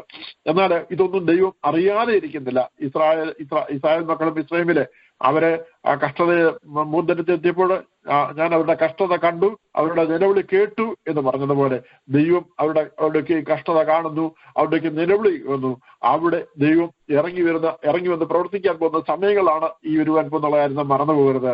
അതുകൊണ്ട് ഞാൻ ഈ വായിച്ചു വന്ന ഭാഗത്ത് വായിക്കുന്ന പോലെ എനിക്ക് ഭവിച്ച സുവിശേഷത്തിന്റെ അഭിവൃദ്ധിക്ക് കാരണമായി തീർന്നു എന്ന് വായിക്കുന്ന പോലെ ദൈവത്തിന്റെ ജനത്തിന് ലോകത്തിന്റെ എവിടെ ഭാഗത്താണെങ്കിലും, അത് ആഫ്രിക്കയിലാണെങ്കിലും, ചൈനയിലാണെങ്കിലും, നോർത്ത് കൊറിയയിലാണെങ്കിലും, അല്ലെങ്കിൽ മുസ്ലിം കമ്മ്യൂണിസ്റ്റ് രാജ്യങ്ങളിൽ എവിടെയാണെങ്കിലും ആകട്ടെ, എവിടെയൊക്കെയും ആകട്ടെ, ആ ദൈവത്തിന്റെ ജനത്തിന് സംഭവിക്കുന്നതൊക്കെ സുവിശേഷത്തിന്റെ അഭിവൃദ്ധിക്ക് കാരണമായി തീർന്നുകൊണ്ടിരിക്കുന്നു. ഇന്ന് നമുക്കറിയാം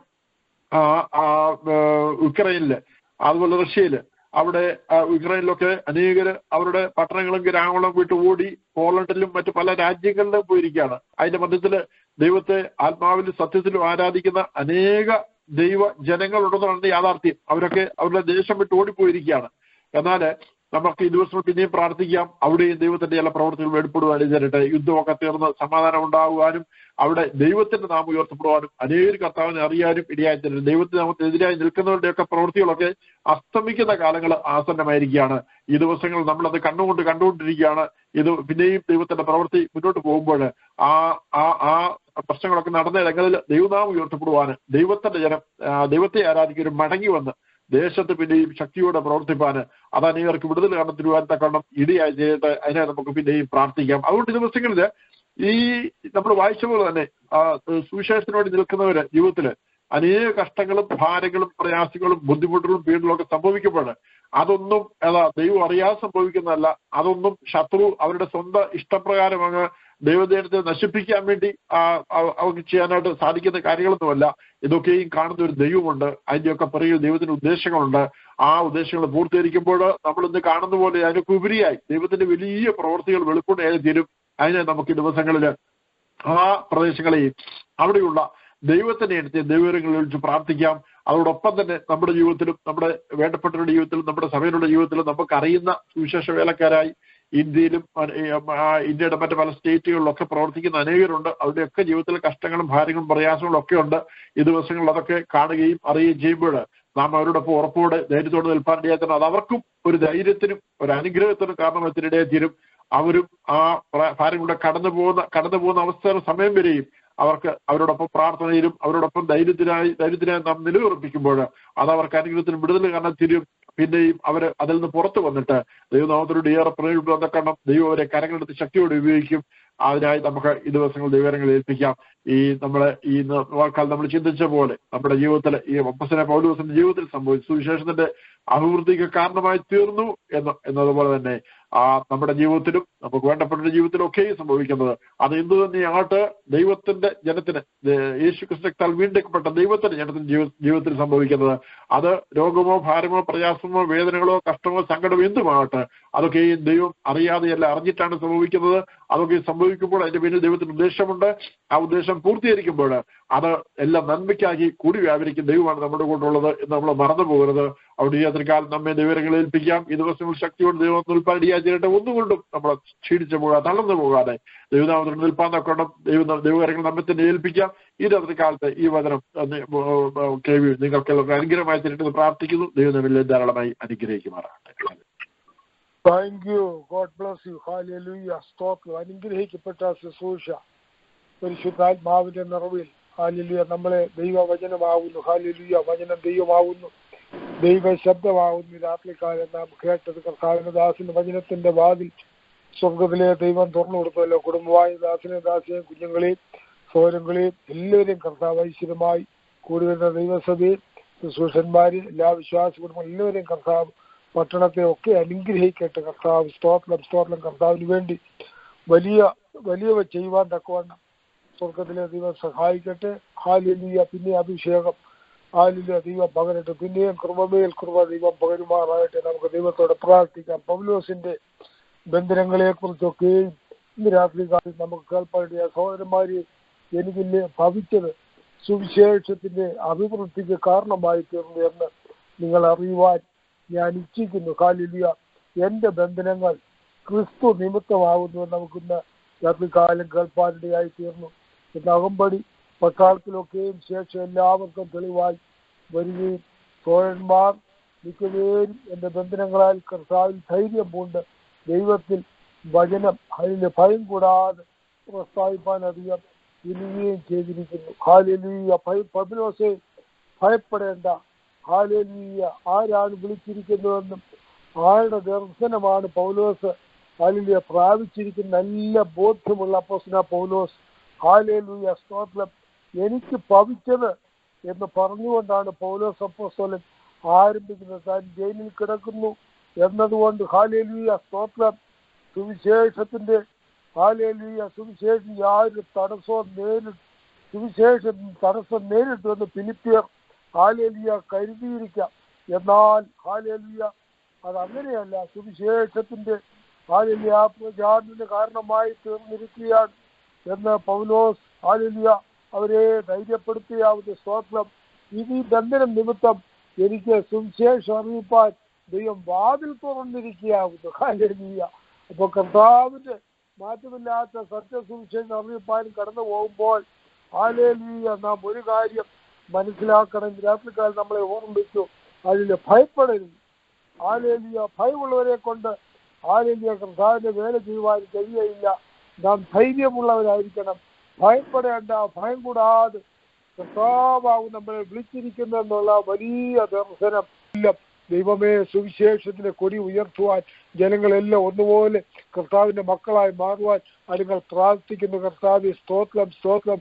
ഒരു രാജ്യവും നശിച്ചു പോകരുത്, ഒരു പട്ടണങ്ങൾ നശിച്ചു പോകാൻ, ജനങ്ങൾ നശിച്ചു പോകാൻ, അവിടുത്തെ മഹിമയുടെ സാക്ഷികളായി മാറുവാൻ ഓരോ രാജ്യങ്ങളിൽ നിന്നും പതിനായിരങ്ങൾ മിഷണറിമാരായി എഴുന്നേൽക്കുവാൻ ഈ ദിവസങ്ങളിൽ ദൈവമേ ഇടയാക്കണമേ എന്ന് പ്രാർത്ഥിക്കുന്നു. എല്ലാ മഹത്വവും കർത്താവ് യേശു ക്രിസ്തുവിന്റെ നാമത്തിൽ ഏറ്റവും താഴ്മ അപേക്ഷിക്കുന്നു. കേൾക്കണം സ്വർഗസ്ഥ പിതാവേ. പിതാവായ ദൈവത്തിന്റെ സ്നേഹവും പുനരുപുത്രനായ യേശു ക്രിസ്തുവിന്റെ കൃപയും ആശിസിപ്പിച്ച എല്ലാ വഴികളും പരിശുദ്ധാത്മാവിന്റെ കൂട്ടായ സംസർഗവും വചന സംസാരിക്കുന്ന കുടുംബത്തോടും കുഞ്ഞുങ്ങളോടും ഹാലേലൂയ പ്രേരണ നടത്തുന്ന മക്കളോടും ഇത് സംബന്ധിക്കുന്ന എല്ലാ കുടുംബങ്ങളോടും ഓരോ സെക്ഷനിലും കടന്നു വരുന്ന കർത്താസന്മാർ എല്ലാ മക്കളോടും പൂലോട് സകല വിശുദ്ധന്മാരോടും കൂടെ ഇന്ന് വന്ന ദൈവം കർത്താവിന്റെ രണ്ടാമത്തെ മേഘപ്രത്യക്ഷതയുടെ എപ്പോഴും കൃപയും സാന്നിധ്യവും കൂടെ ഇരിക്കുമാറാകട്ടെ. ആമേൻ ആമേൻ ആമേൻ. God bless you. God bless us all. ആമേൻ. Praise the Lord. കർത്താവിന് നന്ദിയോടെ സ്തോത്രം. രാത്രികാലം അനുഗ്രഹിക്കപ്പെട്ട ദൈവത്തിന്റെ വചനം കർത്താവിന്റെ ദാസന് ശുശ്രൂഷിപ്പാൻ ദൈവമായല്ലോ വചനം സംസാരിച്ച കർത്താവിന്റെ ദാസൻ ഇവാഞ്ചലിസ്റ്റ് ജോസഫ് ആലമറ്റത്തുള്ള നന്ദി പ്രത്യേകം അറിയിക്കുന്നു. ദൈവമായ കർത്താവ് ധാരാളമായി അനുഗ്രഹിക്കട്ടെ, സഹായിക്കട്ടെ. രാത്രികാലം മനോഹരമായ ഗാനം പാടിയതായ പ്രിയ സിസ്റ്റർ ബാപ്സിയോടും പ്രത്യേകം നന്ദി അറിയിക്കുന്നു. കുടുംബമായി ദൈവമായ കർത്താവരെ അനുഗ്രഹിക്കട്ടെ, മാനിക്കട്ടെ. കർത്താവിന്റെ വേലയിൽ ഇനിയും വർദ്ധിച്ചു വരുവാൻ തക്കുന്ന ശുശ്രൂഷയിൽ ദൈവമായ കർത്താവ് അനുഗ്രഹമായി നിലനിർത്തട്ടെ എന്ന് നമുക്ക് പ്രാർത്ഥിക്കാം. പ്രത്യേക ഈ സെഷൻ ലീഡ് ചെയ്ത കർത്താവിന്റെ ദാസൻ പ്രിയ അനിയച്ചാനുള്ള നന്ദി അറിയിക്കുന്നു. കർത്താവിന്റെ ദാസനെയും കുടുംബത്തെയും കർത്താവ് ധാരാളമായി അനുഗ്രഹിക്കട്ടെ. ഇന്ന് രാത്രികാലം ഈ പ്രയർ ലൈൻ ശുശ്രൂഷയിൽ പങ്കെടുത്തതായ എല്ലാവരോടുള്ള നന്ദി അറിയിക്കുന്നു. ദൈവമായ കർത്താവ് നമ്മെ സഹായിക്കട്ടെ. നാളെ രാവിലെ 5 മണി മുതൽ നമുക്ക് വീണ്ടും 4 മണി മുതൽ വീണ്ടും പ്രാർത്ഥനയുണ്ടല്ലോ. പ്രാർത്ഥനയിലും നാളെ ഉച്ചയ്ക്ക് നടക്കുന്ന ഇന്റർസെഷൻ പ്രയറിലും നമുക്ക് ഒരുമിച്ച് പങ്കെടുക്കാം. നാളെ ഉച്ചയ്ക്ക് വൈകിട്ട് 8:30 മണിക്ക് ഇംഗ്ലീഷ് സെഷനും 9 മണിക്ക് മലയാളം പ്രയർ ലൈനും ഉണ്ടല്ലോ. പ്രാർത്ഥനയോടെ നമുക്ക് അതിൽ പങ്കെടുക്കാം. കർത്താവിന്റെ ദാസൻ പാസ്റ്റർ രഞ്ജൻ ജോർജ് നാളെ വൈകിട്ട് ദൈവവചനത്തിൽ നമ്മോട് സംസാരിക്കും. ദൈവമായ കർത്താവ് നമ്മെ എല്ലാവരെയും അനുഗ്രഹിക്കട്ടെ. Thank you. Have A blessed night.